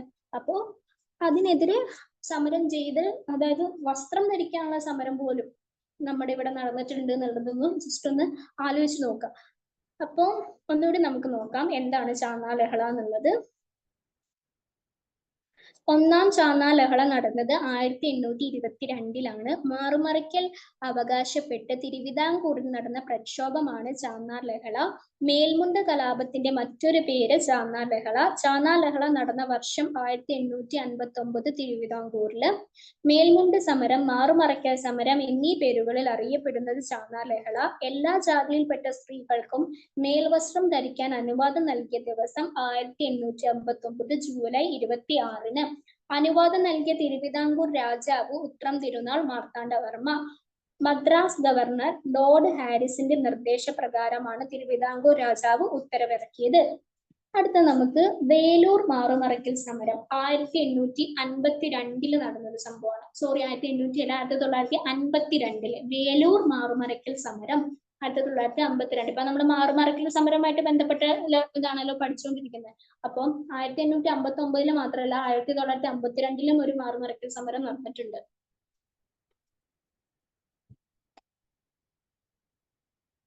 അപ്പൊ 1952 നടന്ന മാറുമറയ്ക്കൽ സമരം ഏതാ നോക്കാം. അതാണ് വേലൂർ മാറുമറയ്ക്കൽ സമരം എന്ന് പറയുന്നത്. ഇനി അതെന്താണ് നോക്കാം. തൃശൂർ മണിമലർക്കാവ് അമ്പലത്തിലെ വേല ഉത്സവത്തിൽ അവർണരായ സ്ത്രീകൾക്ക് മാറുമറച്ചുകൊണ്ട് പങ്കെടുക്കുവാൻ ജന്മിമാർ അനുവദിച്ചിരുന്നില്ല. ആലോചിക്കുക, തൃശൂർ മണിമലർക്കാവ് അമ്പലത്തില് വേല ഉത്സവത്തില് അവർണരായ സ്ത്രീകൾക്ക്, അതായത് താഴ്ന്ന ജാതിയിൽപ്പെട്ട സ്ത്രീകൾക്ക് മാറുമറച്ചുകൊണ്ട് പങ്കെടുക്കുവാൻ ജന്മിമാര് അനുവദിച്ചിരുന്നില്ല. ഇതിനെതിരെ 1952 നടന്ന പ്രക്ഷോഭമാണ് വേലൂർ മാറുമറയ്ക്കൽ സമരം. തീർച്ചയായിട്ടും പ്രക്ഷോഭം നടത്തണം. അപ്പൊ ഇതിനെതിരെ 1952 നടന്ന പ്രക്ഷോഭമാണ് വേലൂർ മാറുമറയ്ക്കൽ സമരം എന്ന് പറയുന്നത്. ഈ സമരം എന്നാണ് ഉദ്ദേശിച്ചത് കേട്ടോ, വിട്ടുപോയതാണ്. ഈ സമരത്തിന് നേതൃത്വം നൽകിയവർ ആരൊക്കെയാണ്? വേളത്ത് ലക്ഷ്മിക്കുട്ടി, KK കുറുമ്പ, KC കാളിക്കുട്ടി. അതായത് വേലൂർ മാറുമറയ്ക്കൽ സമരത്തിന് നേതൃത്വം നൽകിയ സ്ത്രീകളാണ് വേളാത്ത് ലക്ഷ്മിക്കുട്ടി, KK കുറുമ്പ, പിന്നെ ആരാ, KC കാളിക്കുട്ടി, ഇവരൊക്കെ.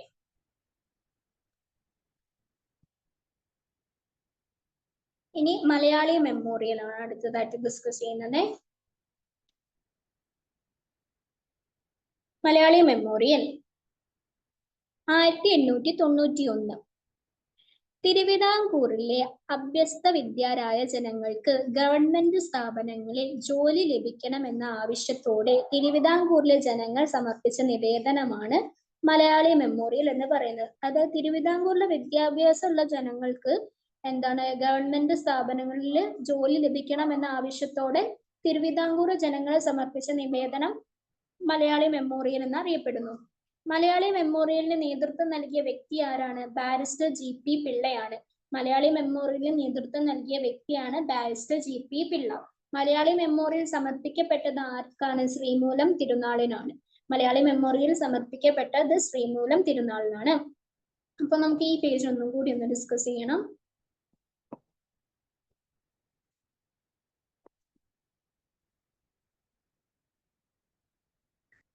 എന്താണ്?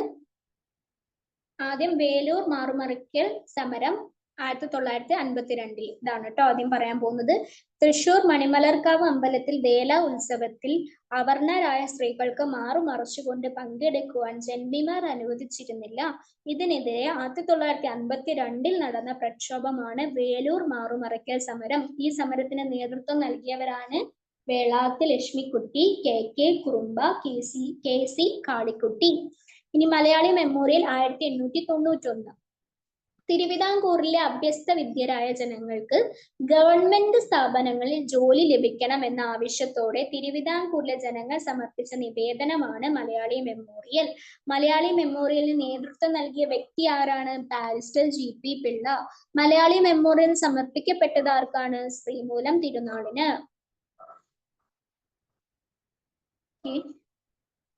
ഇനിയുണ്ട് മലയാളി മെമ്മോറിയലിനെ പറ്റി കുറച്ച് ഫാക്ട്സ് കൂടെ. മലയാളി മെമ്മോറിയൽ ശ്രീമൂലം തിരുനാളിനെ സമർപ്പിച്ച വർഷം എന്നാണ്? 1891 ജനുവരി 1 തീയതിയാണ്. മലയാളി മെമ്മോറിയൽ ശ്രീമൂലം തിരുനാളിന് സമർപ്പിച്ചത് പുതുവത്സരത്തിന്റെ അന്നാണ്. അത് 1891 പുതുവത്സര ദിനത്തിലാണ്, ജനുവരി 1-ാം തീയതിയാണ് സമർപ്പിച്ചത്. മലയാളി മെമ്മോറിയൽ ആദ്യമായി ഒപ്പുവെച്ചത് ആരാണ്? KP ശങ്കരമേനോനാണ്. മലയാളി മെമ്മോറിയലില് ആദ്യം, അതായത് ഇങ്ങനെ ഒരു അപേക്ഷ ശ്രീമൂലം തിരുനാളിന് സമർപ്പിക്കുന്ന സമയത്ത് അതിൽ ഒപ്പിടണല്ലോ പലവരും. അങ്ങനെ ആദ്യമായിട്ട് ഒപ്പുവെച്ചത് KP ശങ്കരമേനോനാണ്. മൂന്നാമതായിട്ട് ഒപ്പുവെച്ചത് ആരാണ്? ഡോക്ടർ പൽപ്പു ആണ് മൂന്നാമതായിട്ട് ഒപ്പുവെച്ചത്. തുടർന്ന് 1028 പേര് ഒപ്പുവെക്കുകയുണ്ടായി. എത്ര പേര് തുടർന്ന് ഒപ്പുവെച്ചു? 1028 പേര് തുടർന്ന് ഒപ്പുവെക്കുകയുണ്ടായി. ഇനി എന്താണ്, അപ്പൊ നിങ്ങൾ സ്വാഭാവികമായിട്ട് ചിന്തിക്കണം, രണ്ടാമത് ഒപ്പുവെച്ചത് ആരാണ്? രണ്ടാമത് ഒപ്പുവെച്ചത് ബാരിസ്റ്റർ GP പിള്ളയാണ് കേട്ടോ. രണ്ടാമത് ഒപ്പുവെച്ചത് മലയാളി മെമ്മോറിയൽ ആദ്യമായിട്ട് ഒപ്പുവെച്ചത് KP ശങ്കരമേനോൻ, രണ്ടാമത്തെ ബാരിസ്റ്റർ GP പിള്ള, മൂന്നാമത് ഡോക്ടർ പൽപ്പു. ഇവരൊക്കെയാണ് കേട്ടോ. പിന്നെ തുടർന്ന് 1028 പേര് ഒപ്പുവെക്കുകയുണ്ടായി. ഇനി മലയാളി മെമ്മോറിയലിന്റെ പ്രധാന നേതാക്കൾ ആരാണ്? KP Sankara Menon, CV Raman Pillai, doctor Palpu, Kavalam Neelakantan Pillai. ഇവരൊക്കെയാണ് മലയാളി മെമ്മോറിയലിന്റെ പ്രധാന നേതാക്കൾ എന്ന് പറയുന്നത്. ആരൊക്കെ? KP Sankara Menon, CV Raman Pillai, doctor Palpu, Kavalam Neelakantan Pillai. Malayali memorial എഴുതി തയ്യാറാക്കിയത് CV രാമൻ പിള്ളയാണ്. ആരാണ് മലയാളി മെമ്മോറിയൽ എഴുതി തയ്യാറാക്കിയത്? CV രാമൻ പിള്ളയാണ്. മലയാളി മെമ്മോറിയലിന് നിയമോപദേശം നൽകിയ ഇംഗ്ലീഷുകാരൻ ആരാണ്?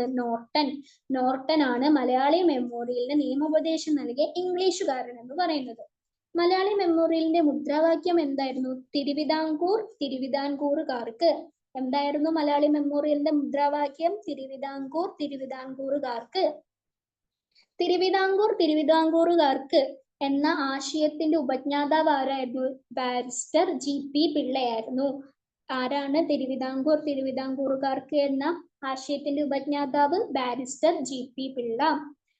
മലയാളി മെമ്മോറിയൽ സമർപ്പിക്കുമ്പോൾ തിരുവിതാംകൂറിലെ ദിവാൻ ആരായിരുന്നു? T രാമറാവു ആയിരുന്നു. ആരായിരുന്നു മലയാളി മെമ്മോറിയൽ സമർപ്പിക്കുമ്പോൾ തിരുവിതാംകൂറിലെ ദിവാൻ? T രാമറാവു. ഒന്നുകൂടി പേജ് ഡിസ്കസ് ചെയ്യണം, കുറെ ഇമ്പോർട്ടന്റ് ഫാക്ട്സ് ഉണ്ട്. മലയാളി മെമ്മോറിയൽ ശ്രീമൂലം തിരുനാളിന് സമർപ്പിച്ച വർഷം 1891 ജനുവരി 1-ാം തീയതി. മലയാളി മെമ്മോറിയൽ ആദ്യമായി ഒപ്പുവെച്ചത് ആരാണ്? KP ശങ്കരമേനോൻ. മൂന്നാമതായി ഒപ്പുവെച്ചത് ഡോക്ടർ പൽപ്പു. 1028 പേരോളം ഒപ്പുവെക്കുകയുണ്ടായി. മലയാളി മെമ്മോറിയലിന്റെ പ്രധാന നേതാക്കൾ ആരൊക്കെയാണ്? KP Sankaran, CV Raman Pillai, doctor Palpu, Kavalam Neelakantan Pillai. Malayali memorial എഴുതി തയ്യാറാക്കിയത് ആരാണ്? CV രാമൻ പിള്ള. മലയാളി മെമ്മോറിയലിന് നിയമോപദേശം നൽകിയ ഇംഗ്ലീഷുകാരൻ ആരാണ്? നോർട്ടൺ. മലയാളി മെമ്മോറിയലിന്റെ മുദ്രാവാക്യം എന്താണ്? തിരുവിതാംകൂറുകാർക്ക്. തിരുവിതാംകൂറുകാർക്ക് എന്ന ആശയത്തിന്റെ ഉപജ്ഞാതാവ് barrister GP Pillai. Malayali memorial സമർപ്പിക്കപ്പെടുമ്പോൾ തിരുവിതാംകൂറിലെ ദിവാൻ ആരായിരുന്നു? T രാമറാവു. ഇനി മലയാളി മെമ്മോറിയലിനെ കുറിച്ച് CV രാമൻ പിള്ള ലേഖനങ്ങൾ എഴുതിയ പത്രം ഏതാണ്?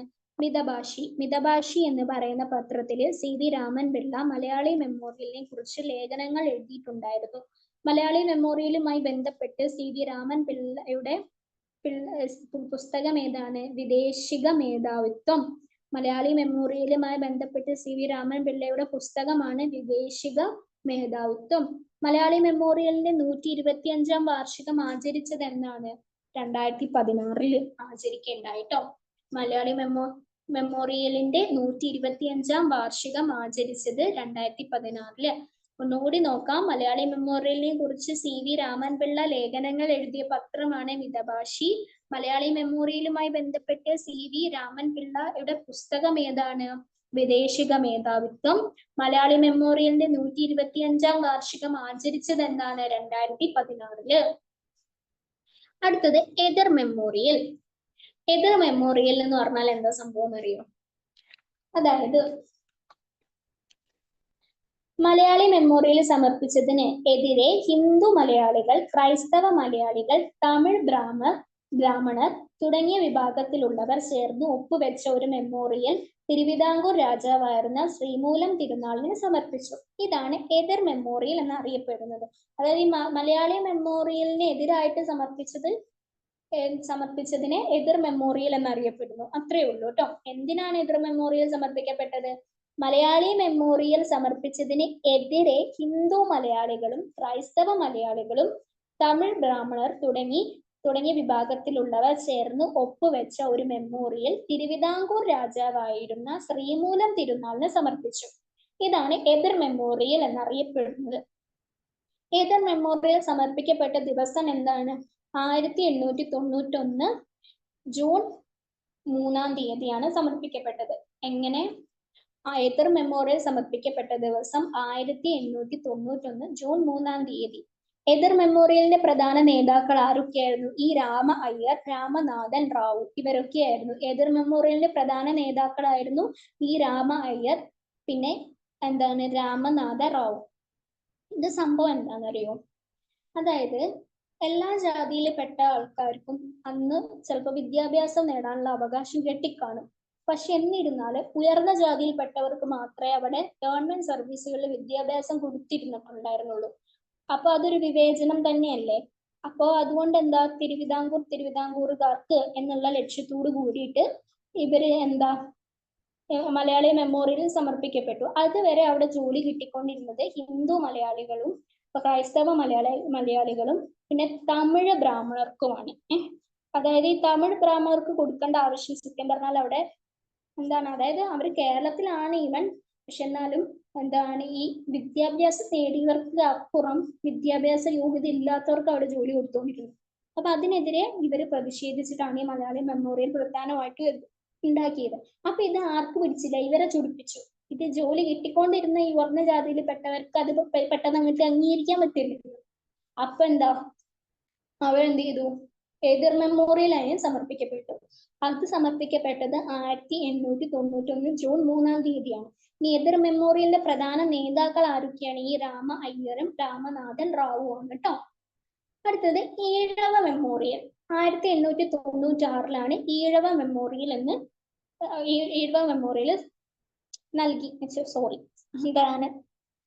പുറത്തിറക്കിയത്.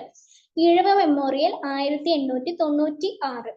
ഈഴവ മെമ്മോറിയലിന് നേതൃത്വം നൽകിയ വ്യക്തി ആരാണ്? ഡോക്ടർ പൽപ്പു ആണ് ഈഴവ മെമ്മോറിയലിന് നേതൃത്വം നൽകിയത്. ഇനി എന്താണ് ഈഴവ മെമ്മോറിയൽ? തിരുവിതാംകൂറിലെ ഈഴവർക്ക് സർക്കാർ ഉദ്യോഗങ്ങളിൽ പ്രാതിനിധ്യം ലഭിക്കുന്നതിന് വേണ്ടി ശ്രീമൂലം തിരുനാളിൽ സമർപ്പിക്കപ്പെട്ട നിവേദനമാണ് ഈഴവ മെമ്മോറിയൽ. അതായത് ഈഴവർക്ക് ഇതേപോലെ തന്നെ സർക്കാർ ഉദ്യോഗങ്ങളിൽ ജോലി കിട്ടുന്നുണ്ടായിരുന്നില്ല ഈഴവരാണെന്ന് വെച്ചുകൊണ്ട്. അപ്പോ അതിന് ഇത് നിവേദനം സമർപ്പിച്ചതാണ് ഈഴവ മെമ്മോറിയൽ എന്ന് പറയുന്നത്. ശ്രീമൂലം തിരുനാളിന് ഈഴവ മെമ്മോറിയൽ എന്ന പേരിൽ നിവേദനം സമർപ്പിച്ചു. അപ്പൊ ഈഴവ മെമ്മോറിയൽ നേതൃത്വം നൽകിയത് ആരാണ്? ഡോക്ടർ പൽപ്പു ആണ്. ഈഴവ മെമ്മോറിയൽ സമർപ്പിച്ചത് 1896 സെപ്റ്റംബർ 3-ാം തീയതിയാണ് ഈഴവ മെമ്മോറിയൽ സമർപ്പിക്കപ്പെട്ടത്. പക്ഷെ മലയാളി മെമ്മോറിയൽ സമർപ്പിക്കപ്പെട്ടത് 1891 അതിനുശേഷം എത്രയോ വർഷങ്ങൾക്ക് ശേഷമാണ് 1896 ഈഴവ മെമ്മോറിയൽ വരുന്നത് കേട്ടോ. അപ്പൊ ഈഴവ മെമ്മോറിയൽ സമർപ്പിക്കപ്പെട്ടത് 1896 സെപ്റ്റംബർ 3-ാം തീയതിയാണ്. ഈഴവ മെമ്മോറിയൽ സമർപ്പിക്കുമ്പോൾ തിരുവിതാംകൂറിലെ ദിവാൻ ആരായിരുന്നു? ശങ്കര സുബ്ബയ്യ ആയിരുന്നു കേട്ടോ. ഈഴവ മെമ്മോറിയൽ സമർപ്പിക്കപ്പെടുമ്പോൾ തിരുവിതാംകൂറിലെ ദിവാൻ ആരായിരുന്നു? ശങ്കര സുബ്ബയ്യ ആയിരുന്നു തിരുവിതാംകൂർ ദിവാൻ എന്ന് പറയുന്നത്. ഓക്കെ, ഇനി ഈഴവ മെമ്മോറിയലിൽ ഒപ്പുവെച്ചവരുടെ എണ്ണം എത്രയായിരുന്നു? 13,176 പേരോളമായിരുന്നു ഈഴവ മെമ്മോറിയലിൽ ഒപ്പുവെച്ചവർ കേട്ടോ. ഈഴവ മെമ്മോറിയലിൽ ഒപ്പുവെച്ചവരുടെ എണ്ണം എത്രയാ? 13,176 പേര്. ഒന്നും കൂടി ഈഴവ മെമ്മോറിയൽ നോക്കാം. ഈഴവ മെമ്മോറിയലിന് നേതൃത്വം നൽകിയ വ്യക്തി ആരായിരുന്നു? ഡോക്ടർ പൽപ്പു. ഈഴവ മെമ്മോറിയൽ സമർപ്പിച്ചത് എന്നാണ്? 1896 സെപ്റ്റംബർ 3-ാം തീയതിയാണ്. ഈഴവ മെമ്മോറിയൽ സമർപ്പിക്കുമ്പോൾ തിരുവിതാംകൂറിലെ ദിവാൻ ആരായിരുന്നു? ശങ്കര സുബ്ബയ്യ. ഈഴവ മെമ്മോറിയൽ ഒപ്പുവെച്ചവരുടെ എണ്ണം എത്രയായിരുന്നു? 13,176.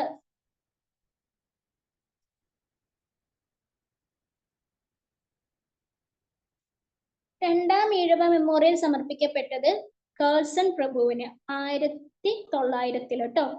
അതായത് ഒന്നാമത്തത് കൊണ്ട് ഉപകാരം ഇല്ലാതിരുന്നത് കൊണ്ടായിരിക്കും രണ്ടാമത് വീണ്ടും സമർപ്പിച്ചത്. രണ്ടാം ഈഴവ മെമ്മോറിയൽ സമർപ്പിക്കപ്പെട്ടത് കേഴ്സൺ പ്രഭുവിനായിരുന്നു 1900 കേട്ടോ. രണ്ടാം ഈഴവ മെമ്മോറിയലിന് നേതൃത്വം നൽകിയതും ഡോക്ടർ പൽപ്പു തന്നെയായിരുന്നു. ഒന്നാമത്തേലും നേതൃത്വം നൽകിയത് ഡോക്ടർ പൽപ്പു, രണ്ടാമത്തേലും നേതൃത്വം നൽകിയത് ഡോക്ടർ പൽപ്പു. അപ്പൊ രണ്ടാം ഈഴവ മെമ്മോറിയൽ സമർപ്പിക്കപ്പെട്ടത് കേഴ്സൺ പ്രഭുവിനായിരുന്നു 1900. രണ്ടാം ഈഴവ മെമ്മോറിയലിന് നേതൃത്വം നൽകിയത് ഡോക്ടർ പൽപ്പു ആയിരുന്നു.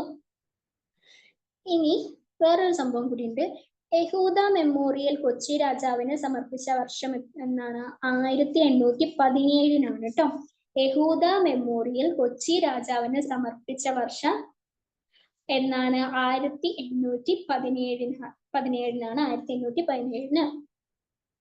ഇനി നായർ ഈഴവ ലഹള 1905.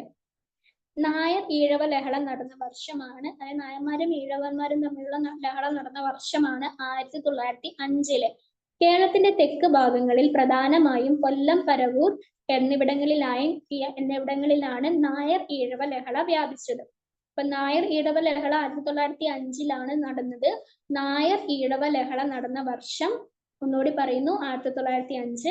കേരളത്തിന്റെ തെക്കു ഭാഗങ്ങളിൽ പ്രധാനമായും കൊല്ലം, പരവൂർ എന്നിവിടങ്ങളിലാണ് നായർ ഈഴവ ലഹള വ്യാപിച്ചത്.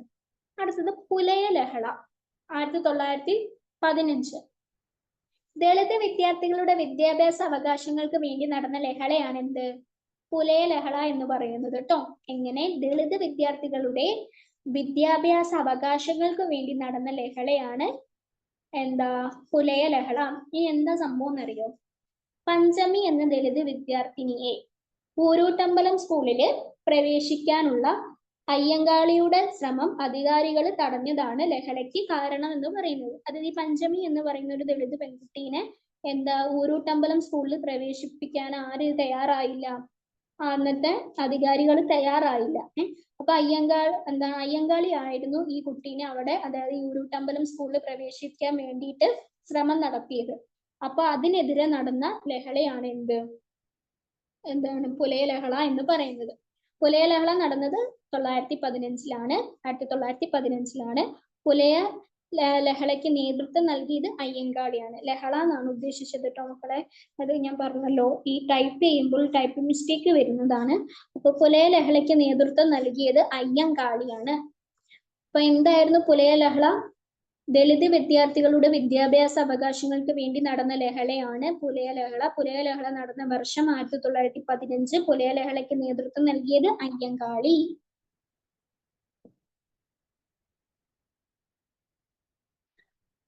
തിരുവനന്തപുരത്തെ ബാലരാമപുരത്തിനടുത്തുള്ള ഊരൂട്ടമ്പലം എന്ന സ്ഥലത്ത് ഈ ലഹള നടന്നതിനാൽ ഊരൂട്ടമ്പലം ലഹള എന്നും അറിയപ്പെടുന്നു. ഇപ്പൊ പറഞ്ഞല്ലോ, ഊരൂട്ടമ്പലം സ്കൂളിലാണ് ആ കുട്ടീനെ പ്രവേശിപ്പിക്കാഞ്ഞത്, പഞ്ചമീനെ പ്രവേശിപ്പിക്കാഞ്ഞത്. അപ്പൊ അതുകൊണ്ട് തന്നെ തിരുവനന്തപുരത്തെ ബാലരാമപുരത്തിന് അടുത്തുള്ള ഊരൂട്ടമ്പലം എന്ന സ്ഥലത്ത് ഈ ലഹള നടന്നതിനാൽ ഊരൂട്ടമ്പലം ലഹള എന്ന് അറിയപ്പെടുന്നു. കൊല്ലവർഷം 1900 നടന്നതിനാൽ ഇത് 90-ാം ആണ്ട് ലഹള എന്നും അറിയപ്പെടുന്നുണ്ട്. അപ്പൊ കൊല്ലവർഷം 1900 നടന്നതിനാലും ഇത് 90-ാം ആണ്ട് ലഹള എന്ന പേരിലും അറിയപ്പെടുന്നു. അപ്പൊ എന്താണ് പുലയ ലഹളയ്ക്ക് 3 പേരുകളാണ്. ഒന്ന് പുലയ ലഹള, ഒന്ന് ഊരൂട്ടമ്പലം ലഹള, ഒന്ന് 90-ാം ആണ്ട് ലഹള. അങ്ങനെ 3 പേരുകളിൽ പുലയ ലഹള 2 പേരുകളിൽ പുലയ ലഹള അറിയപ്പെടുന്നു. എങ്ങനെയൊക്കെയാണ്? ഊരൂട്ടമ്പലം ലഹള, 90-ാം ആണ്ട് ലഹള എന്നീ 2 പേരുകളിലും അറിയപ്പെടുന്ന ലഹള ഏതാണെന്ന് ചോദിച്ചാൽ ഏതാണ്? പുലയ ലഹളയാണ് എന്ന് 1915 വ്യക്തമായി എന്ന് വിശ്വസിക്കുന്നു. ഇനി അടുത്തത് പെരിനാട് ലഹള 1915. അതും പെരിനാട് ലഹളയും നടന്നത് എന്നാണ്? 1915 കേട്ടോ. പുലയ ലഹളയും പെരിനാട് ലഹളയും നടക്കുന്നത് 1915.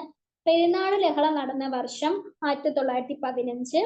പെരിനാട് ലഹളയ്ക്ക് നേതൃത്വം നൽകിയത് അയ്യങ്കാളി. അപ്പോ പുലയ ലഹളയ്ക്കും പെരിനാട് ലഹളയ്ക്ക് നേതൃത്വം നൽകിയത് ആരാണ്? അയ്യങ്കാളി തന്നെയാണ് കേട്ടോ. പെരിനാട് ലഹളയുടെ പ്രധാന സമര കേന്ദ്രം ഏതായിരുന്നു? കൊല്ലം പെരിനാടായിരുന്നു കേട്ടോ. പെരിനാട് ലഹള അറിയപ്പെടുന്ന മറ്റൊരു പേര് എന്താണ്? കല്ലുമാല സമരം എന്നായിരുന്നു കേട്ടോ. സംഭവം എന്താണെന്നറിയോ? പുലയർ ഉൾപ്പെടെ താഴ്ന്ന ജാതിയിൽപ്പെട്ട സ്ത്രീകൾക്ക് കാതിലും കഴുത്തിലും ജാതിയുടെ അടയാളമായിട്ട് കല്ലുകൊണ്ടുള്ള ആഭരണങ്ങളാണ് അവർ ഇട്ടിരുന്നത്. ഇതിനെതിരെ അയ്യങ്കാളിയുടെ നേതൃത്വത്തിൽ കല്ലുമാല ബഹിഷ്കരിക്കുകയും സവർണ ജാതിക്കാർ അണിയുന്ന പോലുള്ള ആഭരണങ്ങൾ അണിയുവാനുള്ള അവകാശം താഴ്ന്ന ജാതിക്കാർ നേടിയെടുക്കുകയും ചെയ്തു എന്നാണ് പറയുന്നത്. അതായത് അന്നത്തെ കാലത്ത് താഴ്ന്ന ജാതിയിൽപ്പെട്ട പെണ്ണുങ്ങൾ ഞങ്ങൾ താഴ്ന്ന ജാതിയിൽപ്പെട്ടവരാണെന്ന് തെളിയിക്കാൻ വേണ്ടിയിട്ടല്ല, മറ്റുള്ളവർക്ക് അത് ബോധ്യപ്പെടണം.